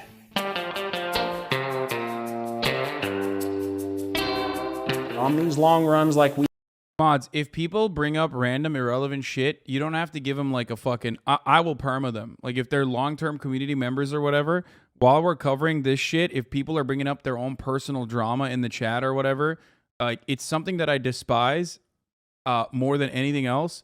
Just ban them permanently. I don't want you in the fucking community if that's your main takeaway is literally like, oh, this mod banned this person, that person, like that is so incredibly fucking selfish. The thousands of people that are here that are here to learn about what the fuck's going on in the news or whatever. Just, you know, take them out back and fucking clap them. I don't give a fuck if you've been in here for 14 months, 15 months, 7 months, 10 months. You're a fucking loser if you think that that is what we should be stopping and talking about right now. Like that a personal chatter was banned and was personally offended or some dumb shit. I ban motherfuckers for way less, and I will continue to do so. Okay? We have where you're on the train consistently 10, 11, 12 hours. It is not realistic for a human being to be by themselves. There's no gas station to stop at to get a cup of coffee when you're nodding off, when you're getting tired. You can't get up and stretch your legs. Let's say the boards are exhausted the way they are, and you think you're going to work at 6 in the morning. No, there's a shortage of people. You end up getting called to work at 1 in the morning.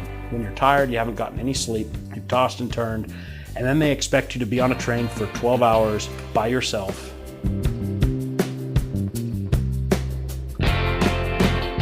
We used to be paid an above average salary because we work an above average lifestyle where we are gone holidays, weekends, but the way inflation is devaluing our purchasing power, that's not really the case anymore. You might only be making like $26 an hour gross when you consider the time that you were on the train, the time after your hours of service expired that you're sitting there in a siding, the time sitting in a hotel up to 16 hours without pay, and the fact that you're having to pay for those meals out of pocket. The sacrifice that we make is not being compensated. In this round of contract negotiations, I believe railroad workers as a whole want 4 things. An increase in their pay, they want to keep their health insurance, they want the ability to take time off when they're sick, when they need time with their family without being subject to an oppressive attendance policy, and we don't want to be forced to one-man crews the way the railroad wants to cram it down our throat.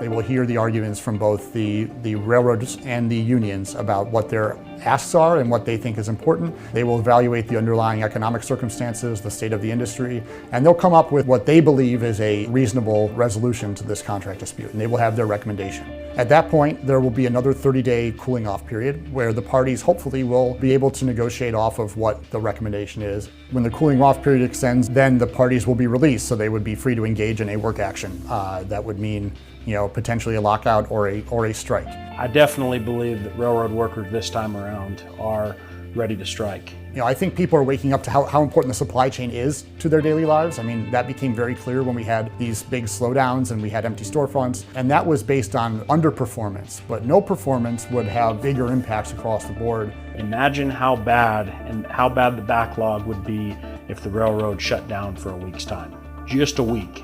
It would be enough that store shelves would be empty.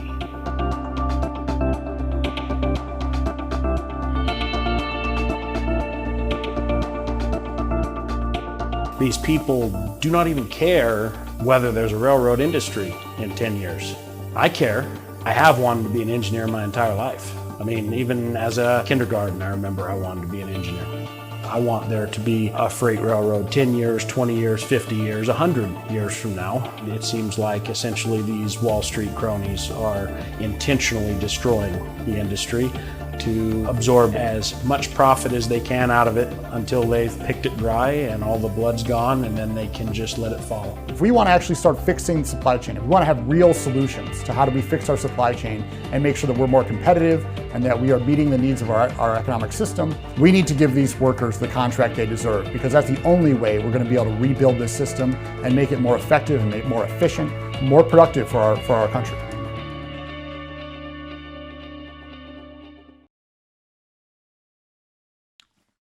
The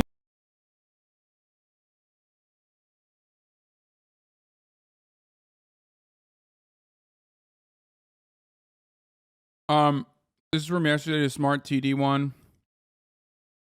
If you want to taste of how rail members are reacting to the news of a deal, here's the BMWE Facebook comment section, the Brotherhood of Maintenance of Way employees. Why is our union post? This is rank and file. Why is our union posting like this? Like this is some kind of game-changing deal. One day is laughable. We need to strike. The paying members didn't agree to this, and better pay was demanded also. No. We wanted paid sick leave days, not unpaid. Now we still have to come to work sick because we need a paycheck. So they got unpaid days off. They're going to vote this down. So what they got so far in the tentative deal is quite literally fucking a one day unpaid sick leave, which is a slap to the face of every fucking rank and file member. Okay? Now, we don't know all of the details, and here, Jonah is saying, I would like to emphasize this point. Anybody who says it's a good deal or a bad deal at this point is going off rumors and reading the tea leaves of Biden's comments or sentence fragments in the mainstream media. Members and even local presidents haven't seen the agreement yet. The main thing is that nobody knows what's in the deal. The releases that have come out are vague and confusing, and contracts come down to enforceable, clear, detailed language.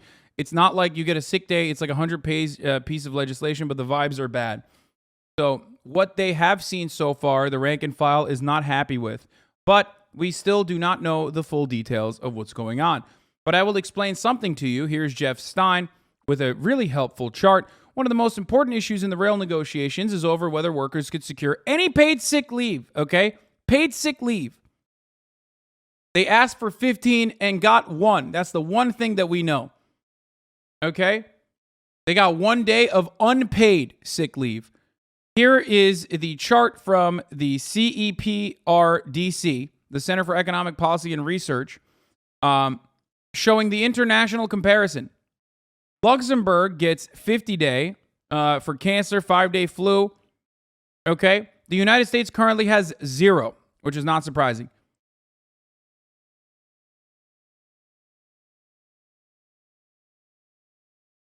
Norway's at 50, 50, 50, 5 at the minimum for just the flu. These are paid sick leave days, by the way. Belgium, 5 days. Sweden, 3.2. Denmark, 5 days. Netherlands, 3.5. No, not cancer 5 days. No, the cancer one. New Zealand is cancer 5 days.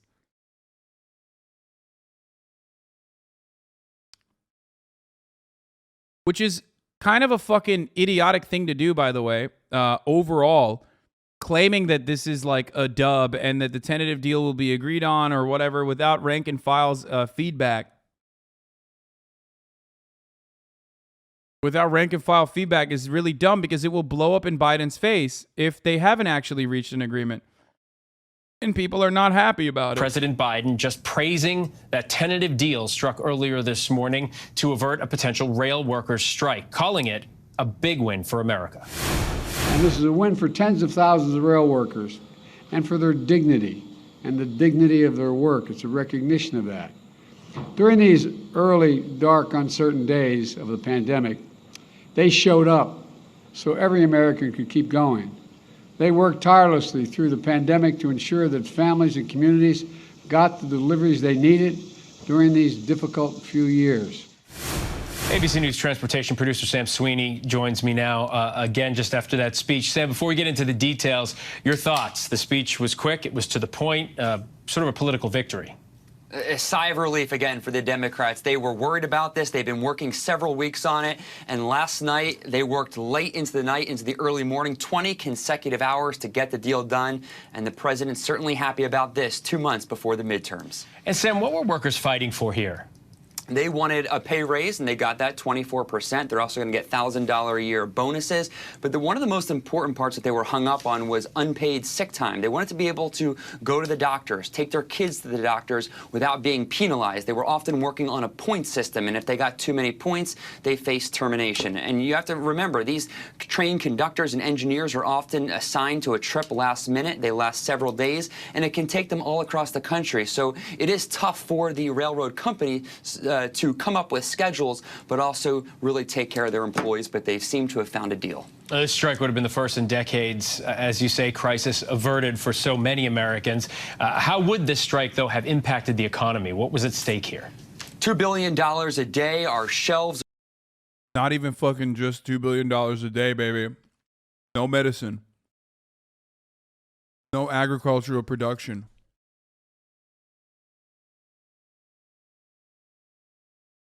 Like, this is, I mean, our supply chain works in such a way that if you shut delivery down, like if you shut a fundamental plank of logistics, you shut everything down. Fucking fall apart. Remember during the Long Beach port saga, I talked about an opportunity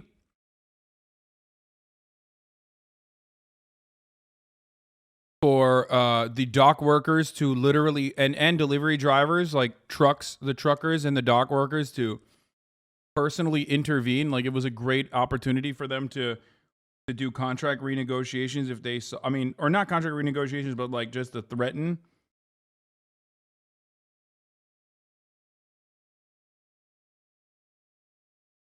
Yeah, you need chemicals for oil refinement. You need fertilizer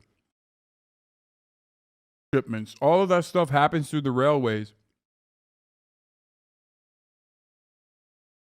In the grocery stores would have been empty. It would have been hard for farmers to get their feed, to also get their wheat back out. It would have been chemicals for water purification. Difficult for the ports to get their product in and out of ports. And of course, it would have put more pressure on the trucking across the country, which were already in short supply of truck drivers. They would have needed an additional 460,000 trucks a day to move the equivalent amount of freight that these trains move, roughly 30% of all freight in the United States. All right, crisis averted indeed, at least tentatively. Sam Sweeney, thank you so much. Thank you. Hi, everyone. George Stephanopoulos here. Thanks for checking out the ABC News YouTube channel.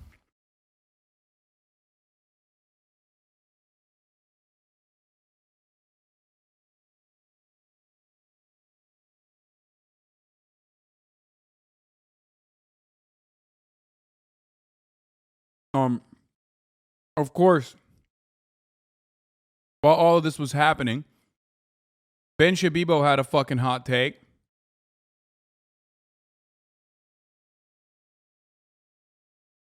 The entire Democratic union strategy is unions spend billions to get Democrats elected. Unions threaten to strike in advance of an election. Democrats force through an absolute sweetheart deal for unions. Declare victory. You pay for it. Once again, showing his disdain for... for the working class. Again, a sweetheart deal is like 1 day of paid sick leave, unpaid sick leave. That's psychotic. Biden calling into a late night meeting to ball out railroad executives for intransigence on sick leave and scheduling after Bernie blocked the GOP bill to force a crap deal on workers. We keep hearing about how this pro-working class GOP that will emerge any day now.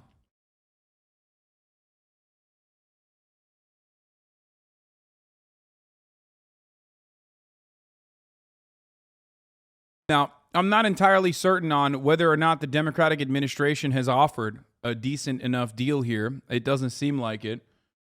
We don't know all of the... I can't find the article I read before now, but supposedly at least some part of the need for medical leave paid or unpaid is how much COVID is still affecting rail workers. Yeah, I already covered this. I already showed the chart comparison.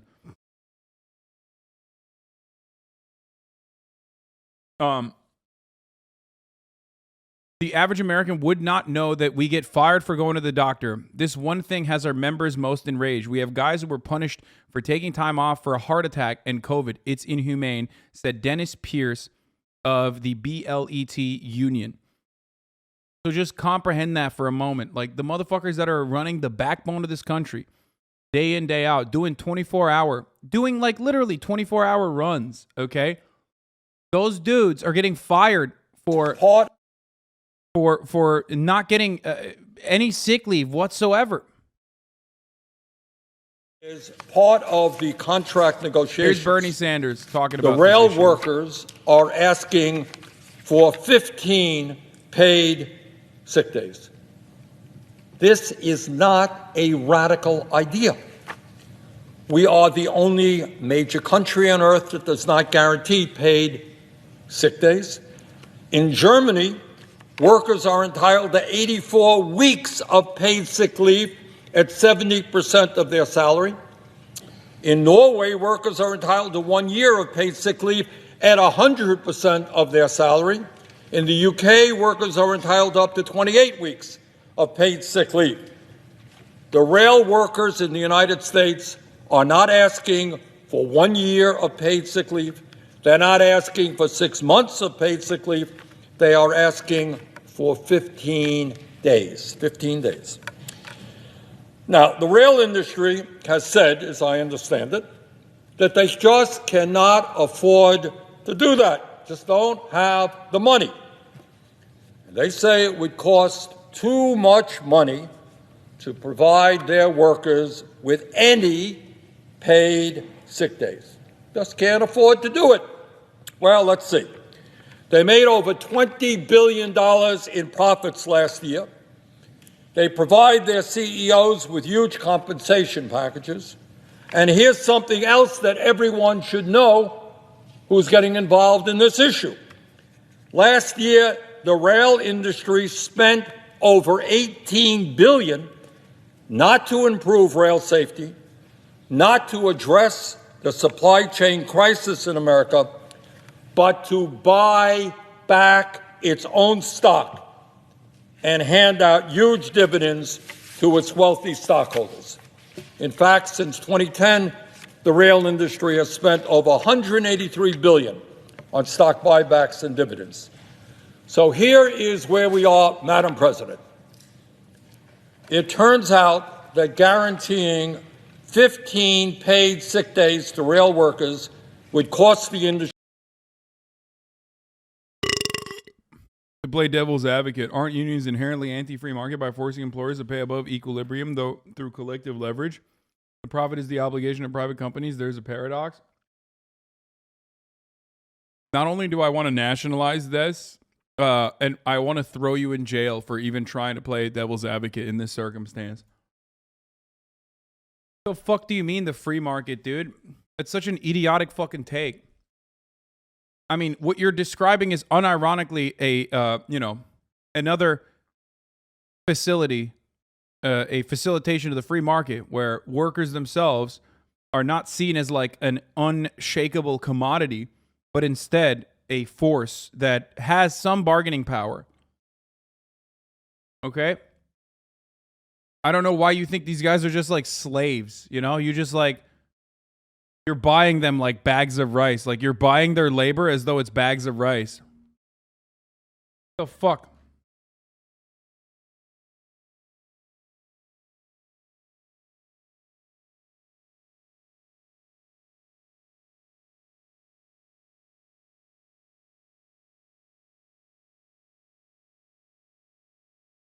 Econ textbooks have fucking broken people's brains, dude. I swear to God.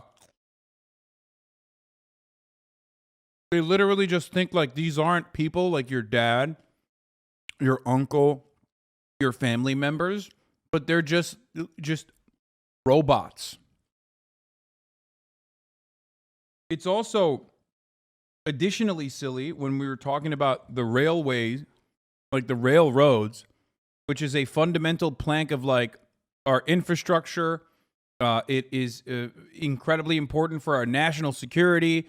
It's incredibly important for commerce to run, which is precisely why the government has to interfere. Like, there is no free market. Not a single piece of the fucking railroad is at this stage created or even run by free market. It's the exact same thing. Like, they took the government resources, they took the government money, and there's a private patina now on top of it, but it's still absolutely something that, you know, the government has to control.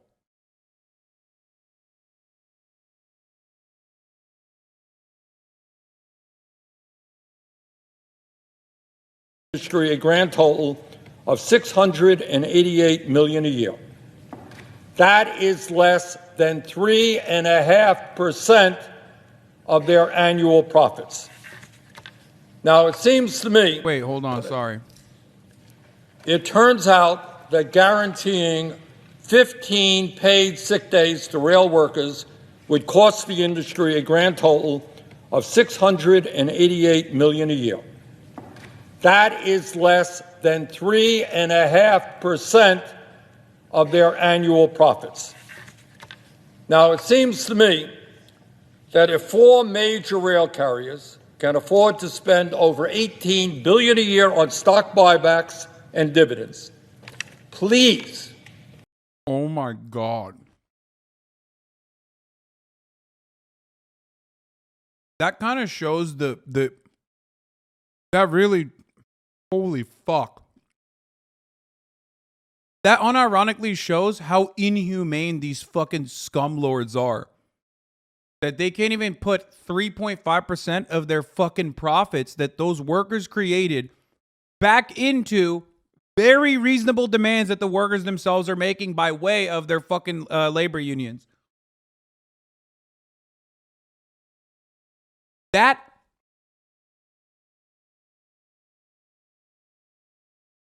is completely, by the way, profits, chat, which is, of course, extracted labor value that workers, without any sort of like labor union, without any sort of mechanism of pushback, have no say over. That's why unions are important. You could turn around and go, what the fuck do you mean? We generated $20 billion in profits for you. Give us 3.5% back at the very least. That's why socialists say profits are theft.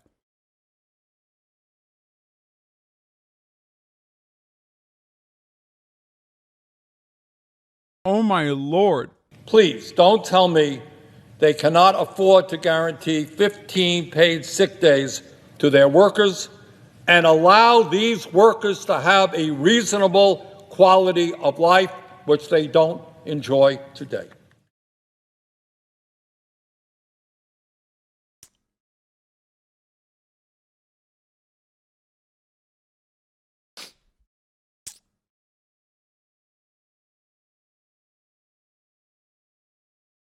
What is this? Have you seen this TikTok yet? Less than 3 days, all the train workers in this country are going to go on strike because they can't get their weekends off. And so what's Warren Buffett's response? Meh, just blow up inflation until they stop fighting for better working conditions. Yeah, right now it is a race against the clock to avoid this major disruption to the supply chain. Tens of thousands of rail workers, they are threatening to strike as early as Friday. They're calling for better working conditions, and that threat is already causing issues. Amtrak canceling some trips going through Chicago, and some freight companies, they've now stopped accepting goods. Let me translate that bullshit for you. So essentially Warren Buffett and all of his train buddies are telling all the people that already ship goods to our country that they're not moving anything until the rail workers stop striking. Oh, and by the way, because this costs the United States economy $2 billion a day, they're trying to hold Congress and Biden hostage to get them to pressure the... Yeah, this is yesterday. They literally want to do a capital freeze, which is like when capital owners, which obviously have a significantly easier time of demonstrating class solidarity, decided to pump up inflation as hard as possible when this mediation was going on, so it would look like the workers themselves are contributing to their own demise, basically. I really feel like people are not appreciating that Warren Buffett and his friends are shutting down the supply chain to force Congress to mandate 125,000 railroad workers to go to work with no weekends. Yeah. So think about that. Capital owners also have this fucking part of the bargain as well.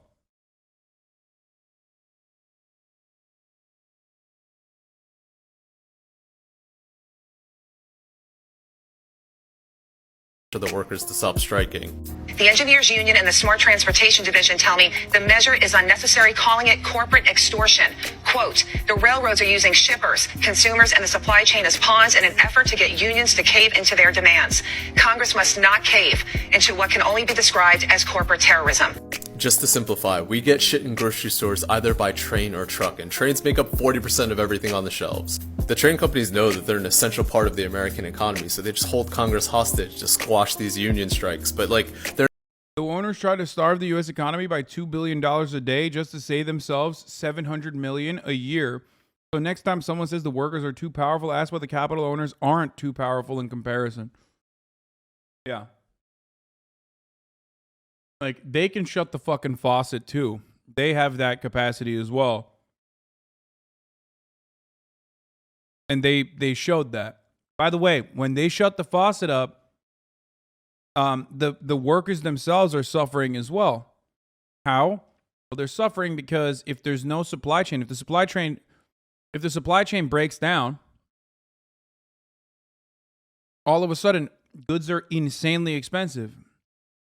When goods are insanely expensive, people's quality of life is diminishing because they can't even get fucking food for their children, right? I say supply chain.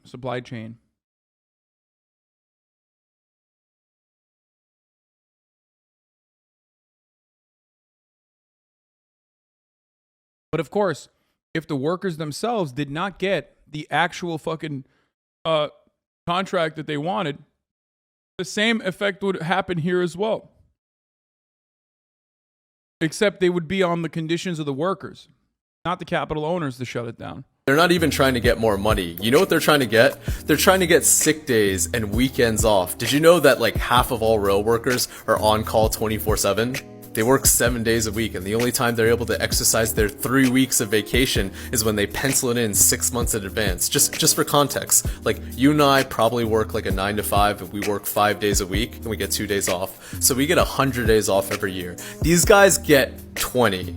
You want to hear some sick numbers? Last year, Warren Buffett's train company did $9 billion in net revenue. That's like after everything's paid: salaries, insurance, tax, assets, capital, everything. They did $9 billion in revenue. They could have given each one of their workers a $125K raise and still made $4 billion. But nah, they're fighting over their weekends right now. No, I take that back. They're not fighting for their weekends. They're fighting to go see their kids after they're done working. In less than 3 days, all the train workers in this country are going to go on strike because... Yep. Straight up. So what's in the tentative deal that the railroad and the unions have negotiated? The Association of American Railroads and Railroads, an industry group, said in a statement that new contracts would include a 24% increase in wages in the 5 years 2020 through 2024. There's also back pay there as well. When the agreement is ratified. In addition, the agreement gives workers one additional paid day off and an ability to attend medical appointments without penalty, labor union said. Measures that are intended to ease what workers said was a rigid scheduling system that didn't allow them to take care of their health or take personal time they needed.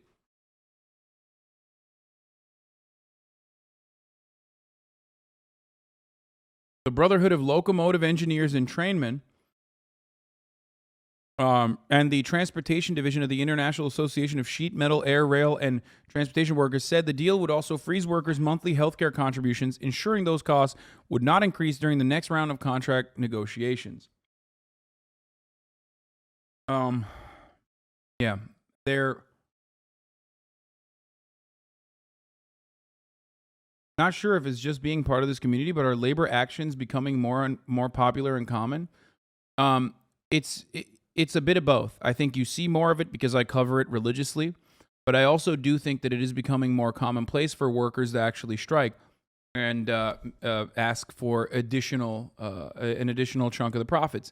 Now, the reason for why that's happening is because, more importantly than anything else, I think that the main reason is because at the top of the hour, there's a 6-second ad break. And I think, people are sick and tired of seeing those ads, and they no longer want to see it, right? So they are getting together, and they're saying, okay, we'll subscribe for $5. If we don't have $5, okay, I'll just use someone else's Amazon account and connect it to my Twitch account, and I'll get one free Prime subscription a month. And I'll use it on my favorite streamer who has the best debates. Or some people are saying, I'll just sit and wait. Maybe I'll get lucky, and I'll get gifted a sub. Those are the ways that you can avoid those ads. Here's the 1 minute ad break now. No, the real reason, go jump off a bridge. Okay, chill, motherfucker. The real reason is because there's a tight labor market as a consequence of COVID. Supply chains were disrupted. 1 million fucking people died. A lot of those people were workers. We shut down immigration. We shut down the economy. Workers started to realize, oh, fuck, this is actually a tight labor market. If I quit, it's not going to be as easily replaceable.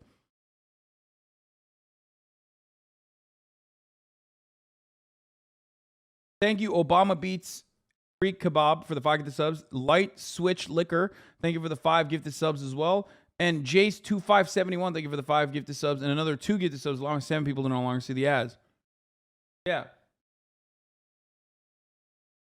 Similar to what happened after the Spanish flu of 1918, it helped to kickstart decades of labor militancy.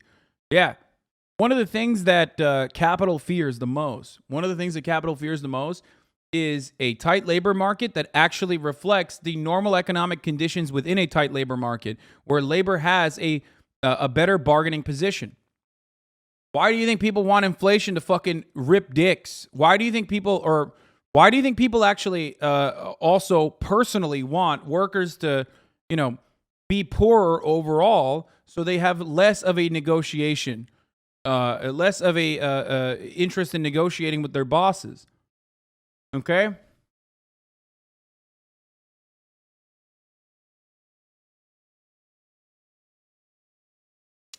Railroad workers are on call 24/7. They have a 10-hour mandatory rest period between trips, after which they will be contracted at any time with only 90 minutes before they have to be at work. And when they get that call, they have to drop everything and go to work immediately or get fired. Not to mention the sick leave stuff, not to mention PTO, and not to mention the fact that they're trying to get rid of their health care. Yeah.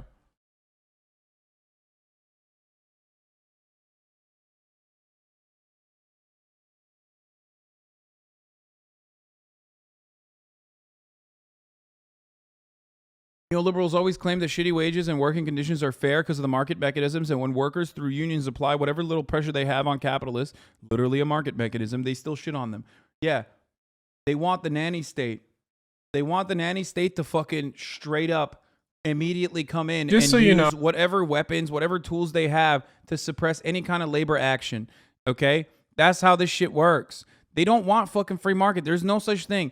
There is no such thing as a free market in an economy that is run with subsidies. Okay? What do you mean the fucking free market? The government literally dictates what kind of dairy output has to happen. Okay? They normalize prices. They do this for every facet of agricultural production. There is no such thing as the free market. There is still plenty of centralized planning involved in the American free market and in the free market everywhere else. Okay?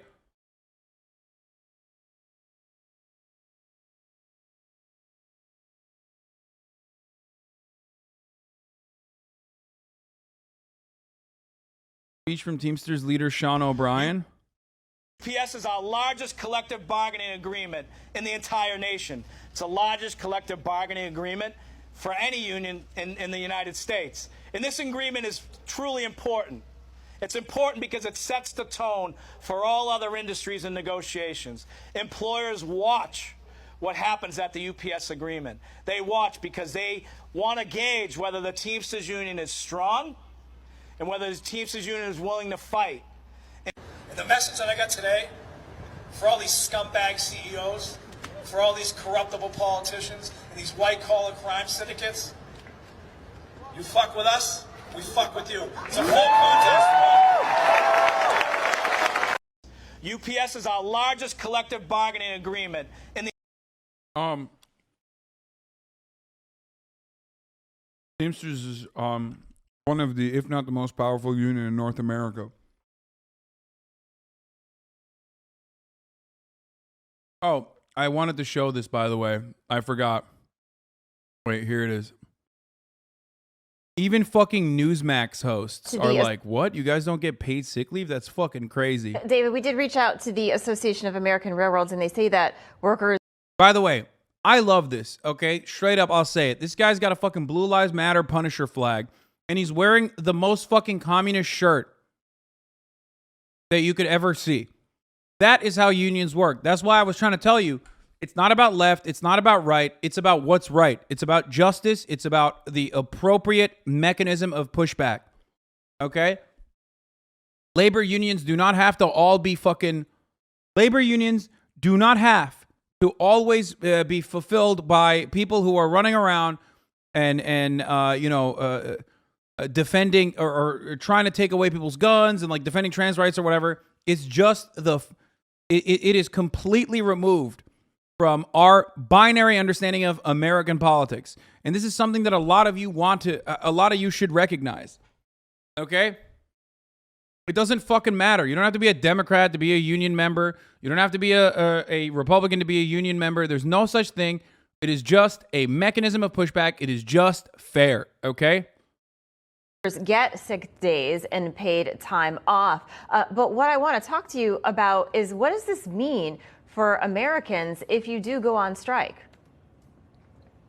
Well, whoever told you we get our sick days is manipulating the data. We get paid time off that we earned the previous year before. Before the new policy came about, we were allowed to take 5 days off and 2 weekend days off a month. Now we could take virtually 1 day unpaid off a month. And then the only other time we could take off is our paid time that we had to earn the previous year. Yeah, that does seem ridiculous. They would never let airline pilots do that. Is that issue number one for members of the 100%. Unions? He's saying labor does not contribute to profit. Is number one. And if we go on strike, yes, it could hurt the economy. It could be bad for society, but we don't want to do that. None of us want to do that. Well, and I know Amtrak's already suspended. We're not asking for the world here. We're asking for a few days off a month to spend with our family instead of living on a train. It's sarcastic. Like, I don't see the full. Labor does not contribute to profits is a sarcastic take. Either it's a sarcastic take, I don't know the full shirt. Either it's an ironic shirt that he's wearing, or it's literally the it's in quotes, so I assume it's like an ironic shirt that one of these fucking dickheads said, like a quote by one of these like rail executives probably said, right? Because the entire point, and this is something that they teach you in when you join a union, something that you learn immediately, is the classic take that you probably heard here time and time again. There is no value without labor. Labor is what provides value. If you don't have labor, you don't have value. Okay? So that's the irony of that shirt. Oh, here it is. The worker shirt is referencing a recent federal mediator's report which summarized the negotiation position of the railroads. The carriers maintain that capital investment and risk are the reasons for their profits, not any contributions by labor. There you go. And without labor, and this is hilariously out of touch, because without labor, you're fucked. You can try to like massage the numbers all you want all day, but without the fucking driving engine, there is no value. There is no profits whatsoever. There is no value whatsoever. Okay? Because labor is the only thing that creates value. Even if you fucking automated every part of this, even if you automated every part of this process, there's still labor that has to oversee the automation. Okay? That's how it works. Without a human being touching the buttons, which is labor, you are not going to be able to run the fucking trains.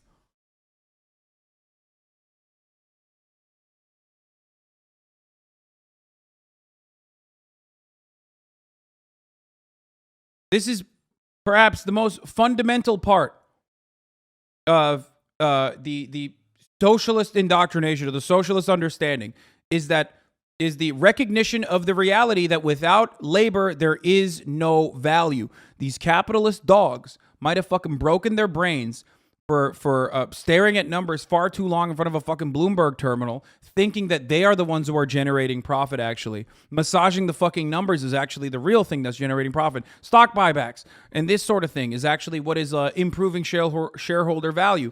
Okay, well, you have no shareholder value without labor.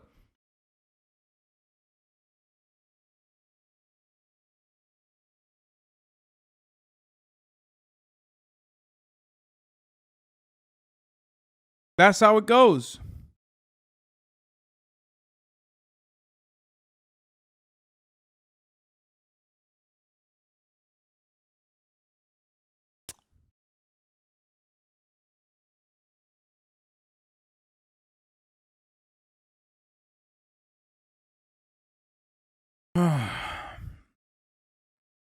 That's why he's wearing that shirt, for those of you who were wondering. We're going to get into the Little Mermaid thing in a second. 240 to 260 hours a month sitting on these trains or sitting at the hotel rooms away from our families. That's a lot. When I leave my house to go to work, I'm gone for at least 2 to 2.5 to By the way, you fucking see a hog like this, go on Newsmax and put the fucking Blue Lives Matter sticker behind it, and look how agreeable he comes across to the Newsmax hosts.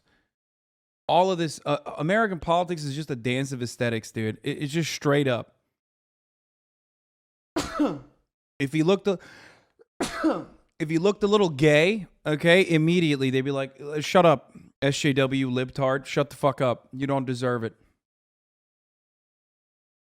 All aesthetics, no substance. Well, it doesn't matter because the substance is within the argument that he is making, okay? The substance is inherent within even the shirt that he's wearing, okay? That's where the real substance comes from. 3 days. I didn't realize that, David. And then I come home, and I'm only allowed to be home for 10 hours. Wow. And then I can be called to go right back to be gone for 3 days. You have a family?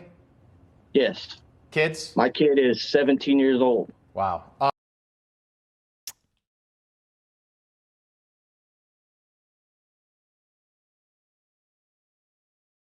A lot of people are wondering why the railroad is facing a strike. It's not money, folks. That's been ironed out already. It's quality of life issues. About 50% of railroaders are on call 24/7 unless they're on personal time or already at work. We don't have a schedule. There isn't one. We are on call. After 16 years, I get 3 weeks vacation and 9 personal days a year. That's it. About 30 days. And the railroad wants that to be scheduled. How do you schedule a funeral in October if it's only in February? Schedule for a wedding that hasn't been announced. Schedule to take your spouse to the doctor. Most people get 2 days a week off. With 52 weeks, that's 104 plus days plus 2 weeks. So that equals 118 days off over the year. I get 30 for the year. The railroad is trying its best to make us look like the bad guys here, but we're not. We just want to see our family and live a little. That's fucked up, man. How dare they? This guy says, how many days do the veterans still in uniform get off and have to be scheduled? Wait, what? They do get more than 30. It's about money? Wait, they do though. Also, fuck yourself, dude. God damn it, I fucking hate these people so much. Fucking Ukraine flag in the bio, ass neoliberal shithead, dude. Holy fuck.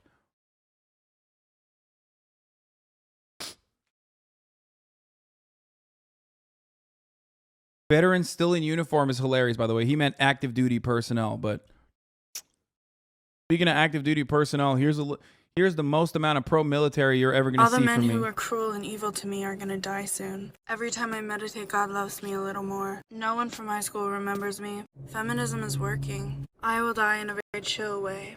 All the men who are cruel and evil to me are going to die. This is a psyop. Resist, brothers.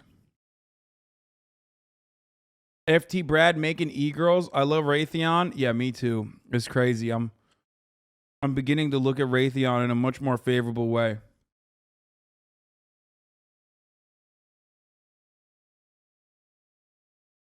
I am pro-American military and imperialism now.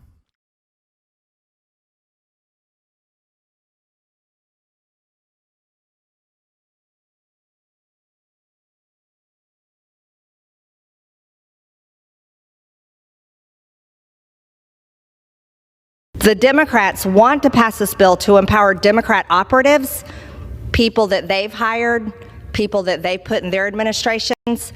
They want to make sure those Democrat operatives are there to be able to undermine the next Republican president of the United States. That should not be a federal law. And as a business owner, I'm telling you, it's so important to be able to fire people in your company that aren't doing a good job. And it should be no different for any president. The executive branch must be able to have people working there that can be terminated. Everyone knows the movie Pirates of the Caribbean, and on the Black Pearl, it's the second one, it has pirates on the ship that become part of the ship walls. Effectively, that's what HR 302 is doing. Dude, that's awesome.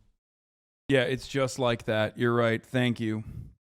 Marjorie Taylor Greene is in many ways the perfect representation of, like, it's a manifestation of like the most idiotic American that is like a politics understander. But now she's in Congress. I love that. Preventing a Patronage System Act will make employees in the executive branch just that, part of the building walls. making it impossible to get rid of them. So for this reason, I oppose this bill, and I urge my colleagues to vote against it, and I yield back the balance of my time.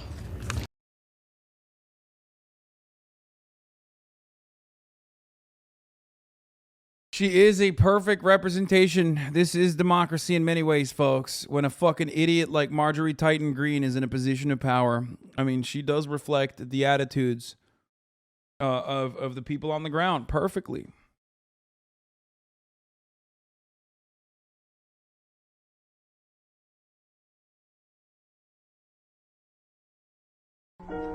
Oh, someone said Americans will. Oh, dude, I didn't want to do this to you guys. Trigger warning. This is the absolute worst thing you will ever see. Okay. This is like the what is it called? The Israeli Cry and Shoot, but the American version. It's an old movie. I had never seen this. It took me probably around like 5 to 6 minutes to watch this 1 minute and 30-second video because I had to pause and throw up numerous times throughout this entire process. I'm telling you right now, this was a TV show or a movie. It's an award-winning TV show from 2017. I'm telling you right now, this is going to give you brain disease. It's just try to laugh at how fucking bad it is, okay? It's literally like a sketch. Like it's sketch comedy.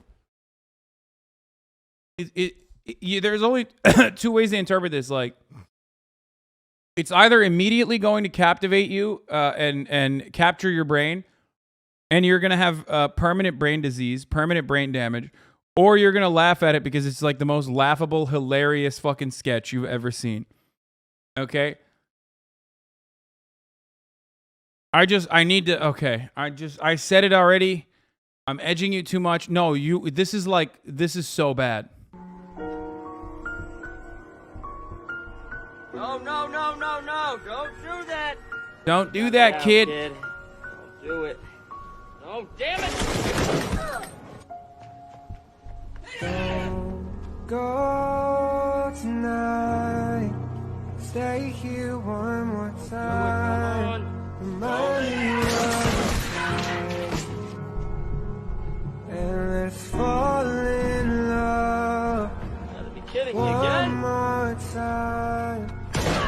Need you now by my side. Tears me up. Dude, it's like, oh man, look what you made me do. It's like, bitch, what the fuck do you mean? What do you mean, look what you made me do? Like, what are you doing? And like, after watching Platoon, this blows my mind further because it's like, this is the exact opposite of that movie where it's literally trying to justify the cruelty that these people are engaging in. And it's built like a Darman bit, dude. Oh man, three generations I just killed. Oh no, it's so fucked up. It's like, bro, you didn't have to pull the trigger. You didn't have to go there, you know? No, it's not a fucking joke. When you turn me down, I see her. I'm begging, please. She's waving. Just stick around. I'm sorry, don't leave me.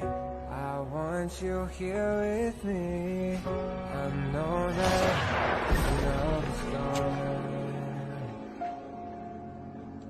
I can't breathe. I'm so weak. I know this isn't We don't do this. easy. These people use their kids. These people use their kids. They're the real villains, man. Not us. Not us. I had to kill those children. They're using their kids. So who does that? Who does that? They've made me into a killer. We don't do this. These people use their kids. Dog, you're 17. What do you mean we don't do this? Like, you're the kid, dumbass. You're literally the kid. And guess what? You're in their fucking backyard. You're in their backyard shooting at their fucking entire lineage, dude. What do you mean? They're just living there. Of course they're going to fucking fight back. Of course they're going to shoot back at you. Even though this is obviously not a real situation. And the real shit is way more gruesome and way worse. Israel, the movie? Yeah, I mean, this is written like IDF propaganda. I've seen this in so many situations. Like, I've seen the real life example of this from IDF. I've heard this exact statement from IDF PR so many times. Who does that? Oh, they made me into a killer. They're happy. I hope they're happy. They're dead, bro. What do you mean? You killed them, dog. I hope they're happy. Killed them, you fucking idiot. What the fuck? I love this. I mean, it's so bad. What actually happens is they target practice on some kids playing outside and giggle about it and say they were planting a roadside bomb. I think the funniest part about this is that, like, the funniest part about this, I think, is the fact that this music is playing in the background.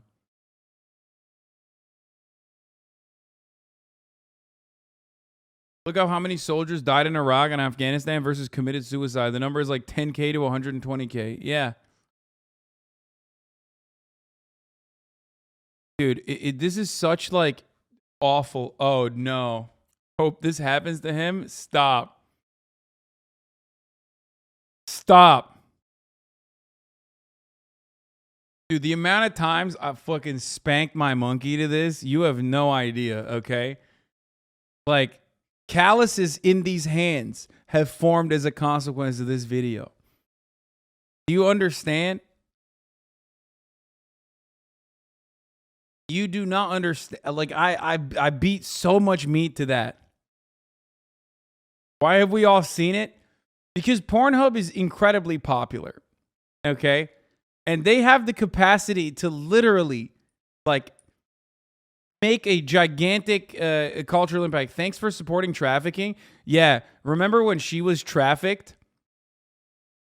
Oh, wait, this is literally the backstory of her willingly having sex with someone, and then, while her fucking husband is trafficked by the DOD overseas. I saw the porn before I heard the context. Yeah.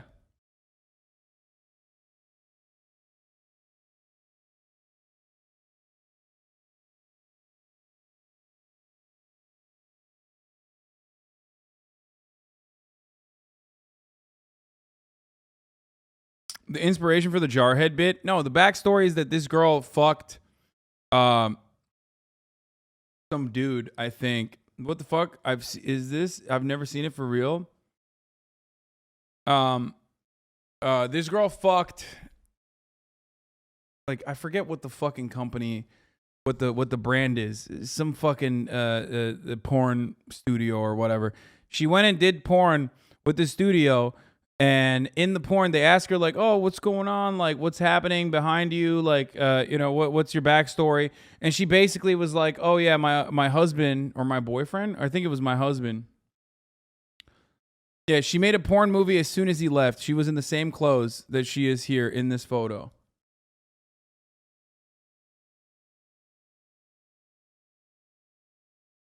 We were opening the GDP Pandora's box. Did they do trafficking? The studio, they got jail time for trafficking? Oh shit, my bad. I didn't know that. I mean, yeah, they're fucking bullshit. That's bullshit. If they're engaging in predatory practices, that's really fucked up. I don't think this was one of those instances, though, but because she did continue to do it. Not to disappoint you, but the guy on the pig is her brother or something. It was debunked. Oh, you're ruining this for me right now. You're ruining it so hard.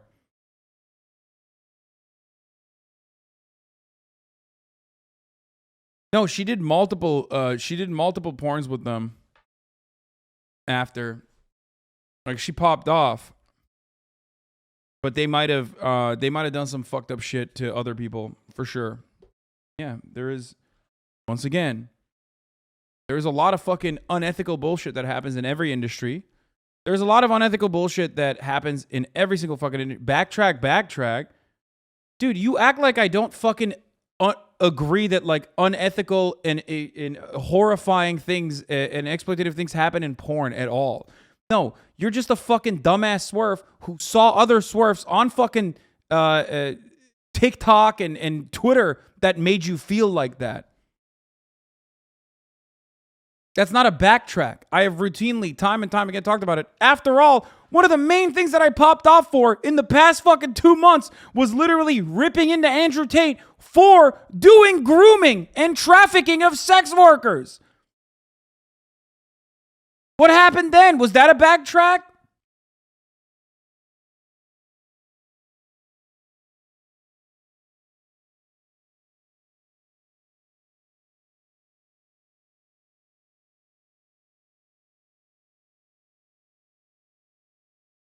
That did just happen? No.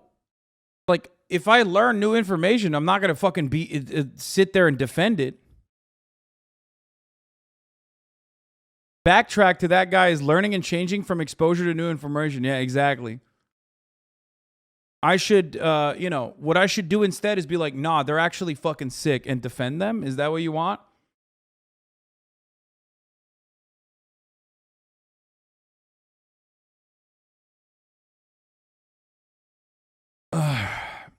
A girl that did a vid with GDP said that they would only release it on DVD overseas, and it was all over Pornhub in no time. Yeah.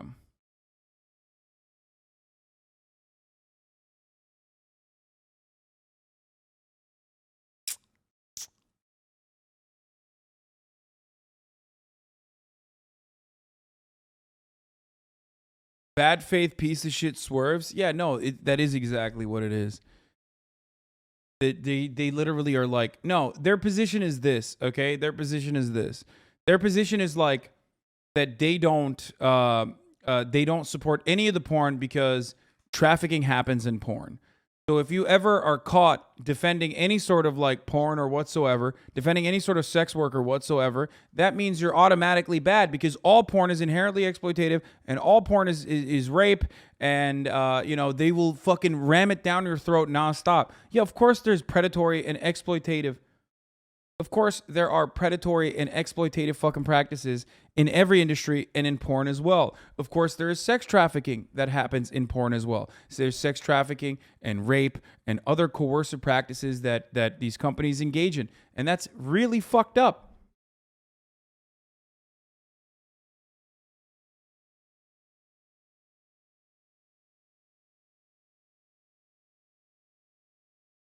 I had a swerve go after my friend for their own porn they created. Yes, dude. Yes, they do it all the time. Remember when the swerves fucking yelled at my friend who's a fucking stripper and like denied her of her own autonomy? Ironically, those are the same people posting on Elmer's Glue tip mode, but they're horny to do gotchas to these people instead. Yeah.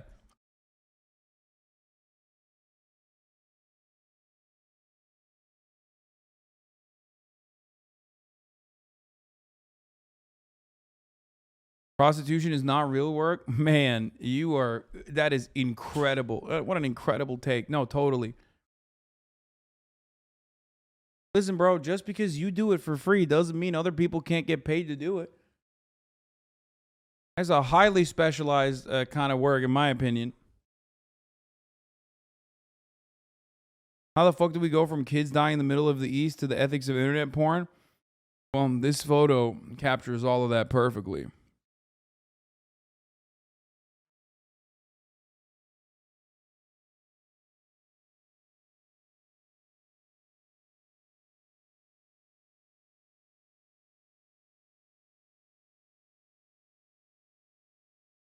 Yeah, just because nobody wants to see you get fucked doesn't mean that, it's not real work, okay? Yeah, the photo is the missing link between the ethics of internet porn and also the ethics of the Department of Defense. Sitting there post-nut, all covered in it, watching the video still on my screen. Oh, man, this is basically prostitution.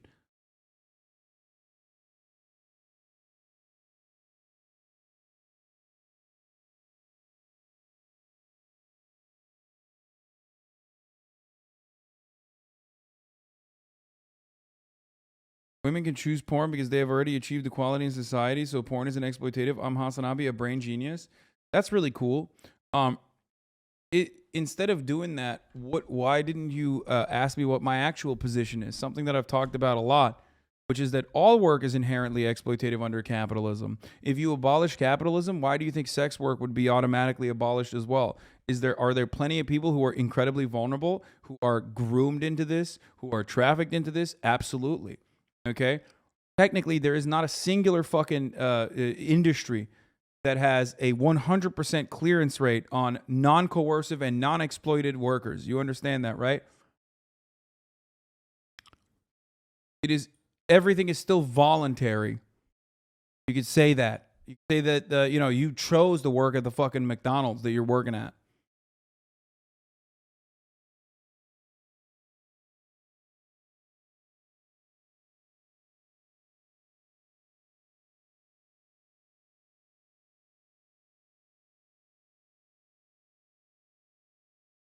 Anyway, when people choose to get blown up in Iraq, it's true. Yeah, no, there's a lot of predatory practices within the Department of Defense's recruitment strategies. However, let's be real. Porn, ultimately, the output of porn, usually, okay, unless you're like a brain-broken Zoomer who can't stop jerking off or some shit, porn overall provides a service and is overall a good in the world. The Department of Defense, not as much, okay? Police force, not as much.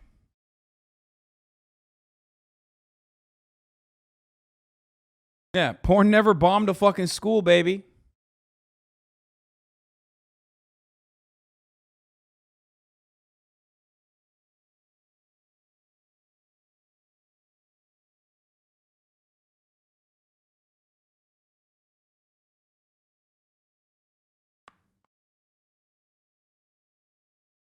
Neolib swears will call for people making porn to be executed for being in a predatory industry, but turn around and say Boeing did nothing wrong when they destroyed evidence that their manufacturing defect was crashing 737s and instead let people continue to die by the hundreds.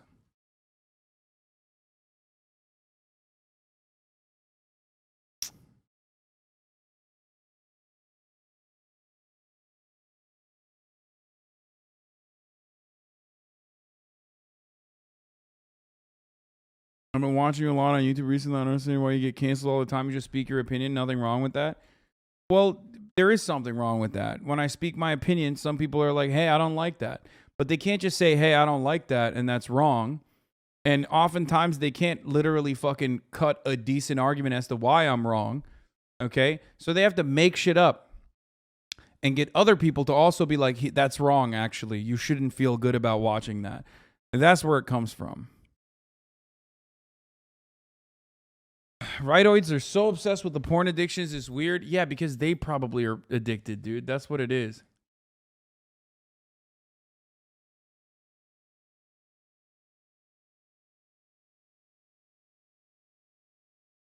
All right. How porn is well, destroying folks, Candace society with Owens, the she Candace requires Owens no podcast. introduction. Let's Of course, take she's a a New look. York Times best-selling author, founder of Blexit. She's host of the brand new show, Candace Owens, named after her, obviously, on Daily Wire Plus. First of all, Candace, congratulations on the show. It is soaring up the charts.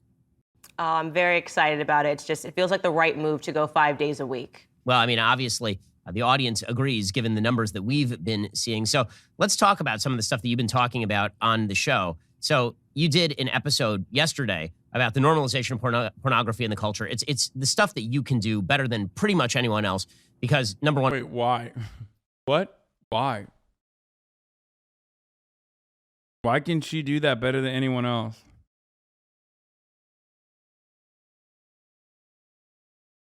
If I talk about the normalization of pornography in the culture, I'm a sexist. If you talk about the normalization of pornography of the culture, then you're a feminist. So it's good. You can say these things. So what exactly were you talking about on the show yesterday? Well, I will say, Ben, I did take a page. Wait, that's kind of cool that he openly admitted that. I wanted to fucking dunk on Candace Owens so hard, but I was unable to yesterday when I saw the fucking Black Mermaid take that she had. So I'm just going to say it in this stream instead because I didn't want to fucking quote tweet it and say it. Candace Owens complaining about a Black Mermaid is additionally hilarious considering that, they literally were like, we need a Black Tommy Lauren. Like, you would not have a job. What the fuck are you talking about?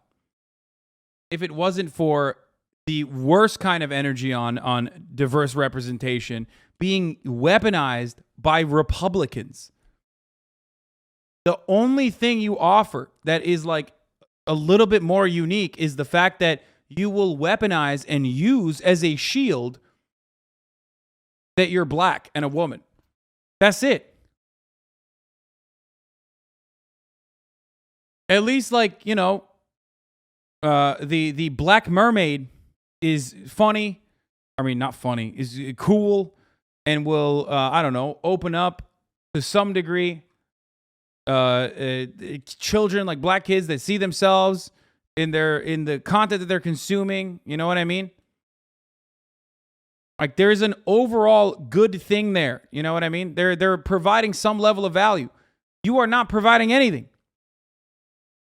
Oh my God! Shut the fuck up! Fuck you, chat! Fuck! Streamer said the wrong word! Fuck!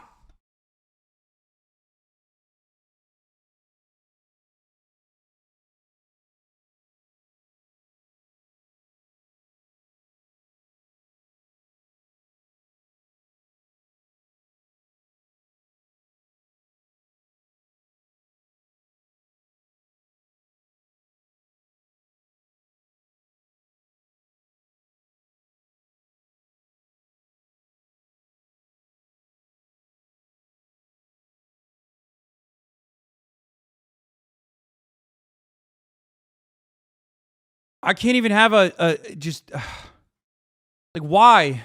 Why are you like this, dude? Why?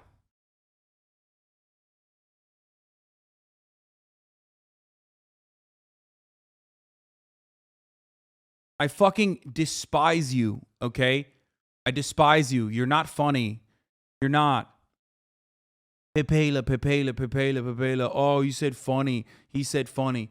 It's very clear that I didn't use the right word in that situation.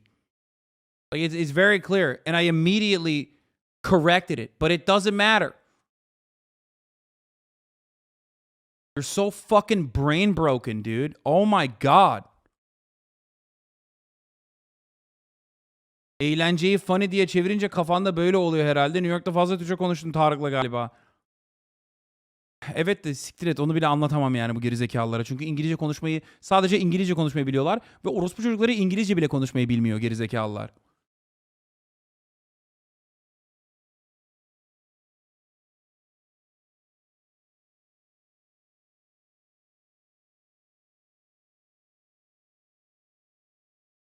Fucking dumb motherfuckers, dude. I think the haters are just getting to you right now. Try to ignore them.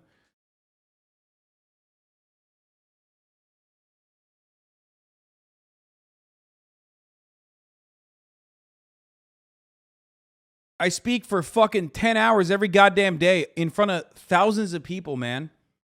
Sometimes I misspeak.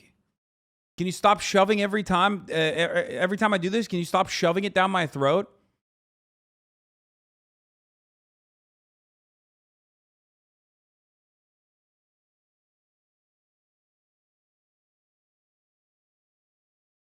It's just so fucking frustrating. I can't wait for the 700 fucking clips now of me freaking the fuck out, circulating the internet too. And not only that, but like me misspeaking, cut right before. To be like, oh, you said Black Mermaid. Like, shut the fuck up.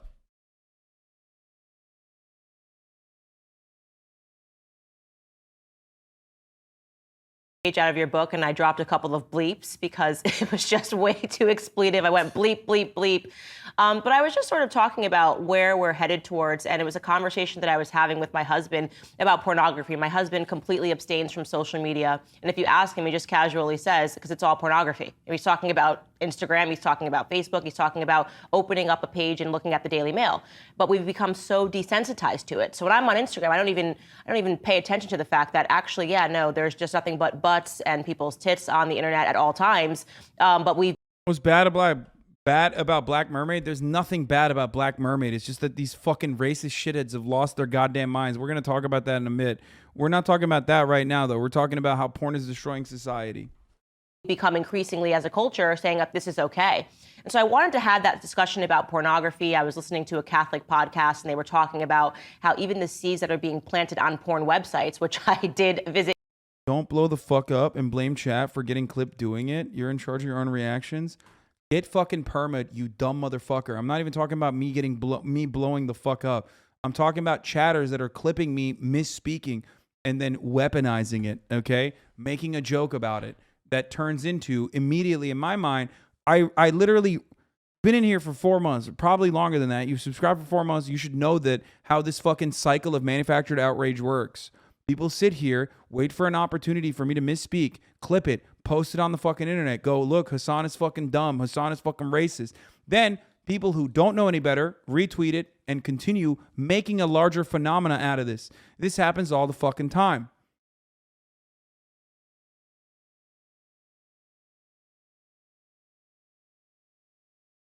There are thousands of people who sit in here and wait to fucking, clip shit out of context. Oh, poor Hasan. I'm in an incredible position, okay? I love my life. I love my community. I'm in a great fucking position completely. That is not reason alone for you to try and fuck that up, okay? What the fuck is wrong with you? Just because your life is fucking dog shit, why are you so desperate to make others others' lives just as awful?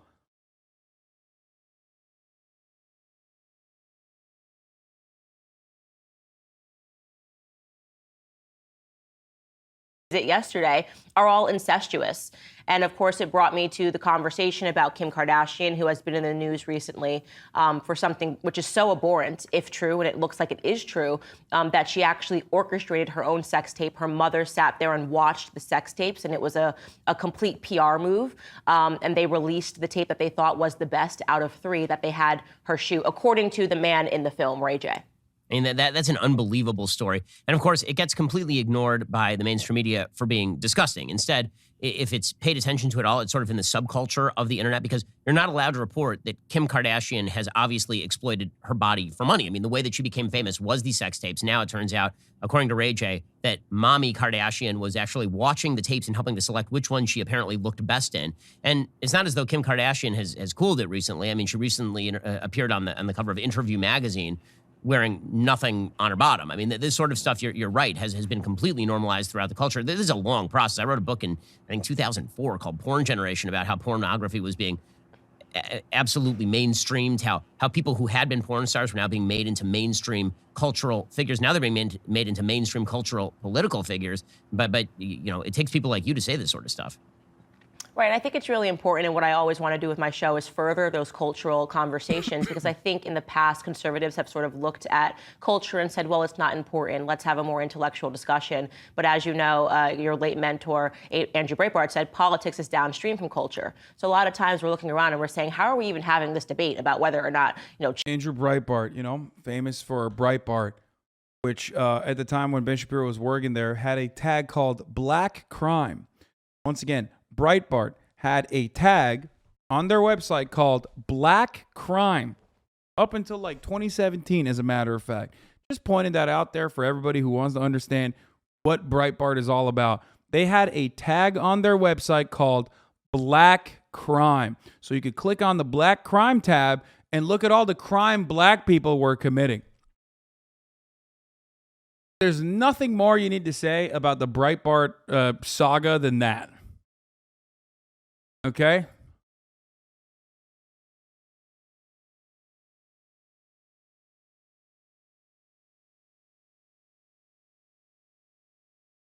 children have the autonomy over their bodies, and whether or not, which we are literally having a debate about right now, pedophilia is okay, right? People are saying, oh, well, children. No one is saying that. The only people that are saying that are pedophiles. Okay? Which,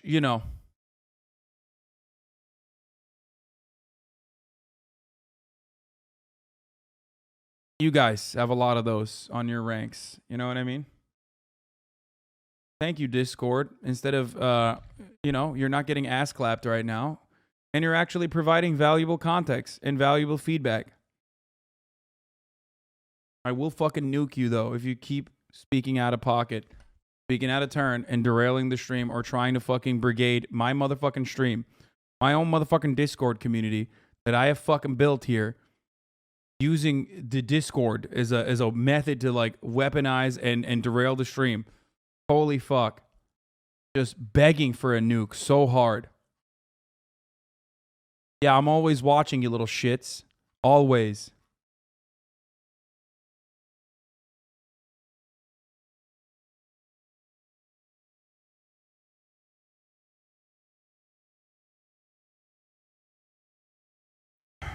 Anyway.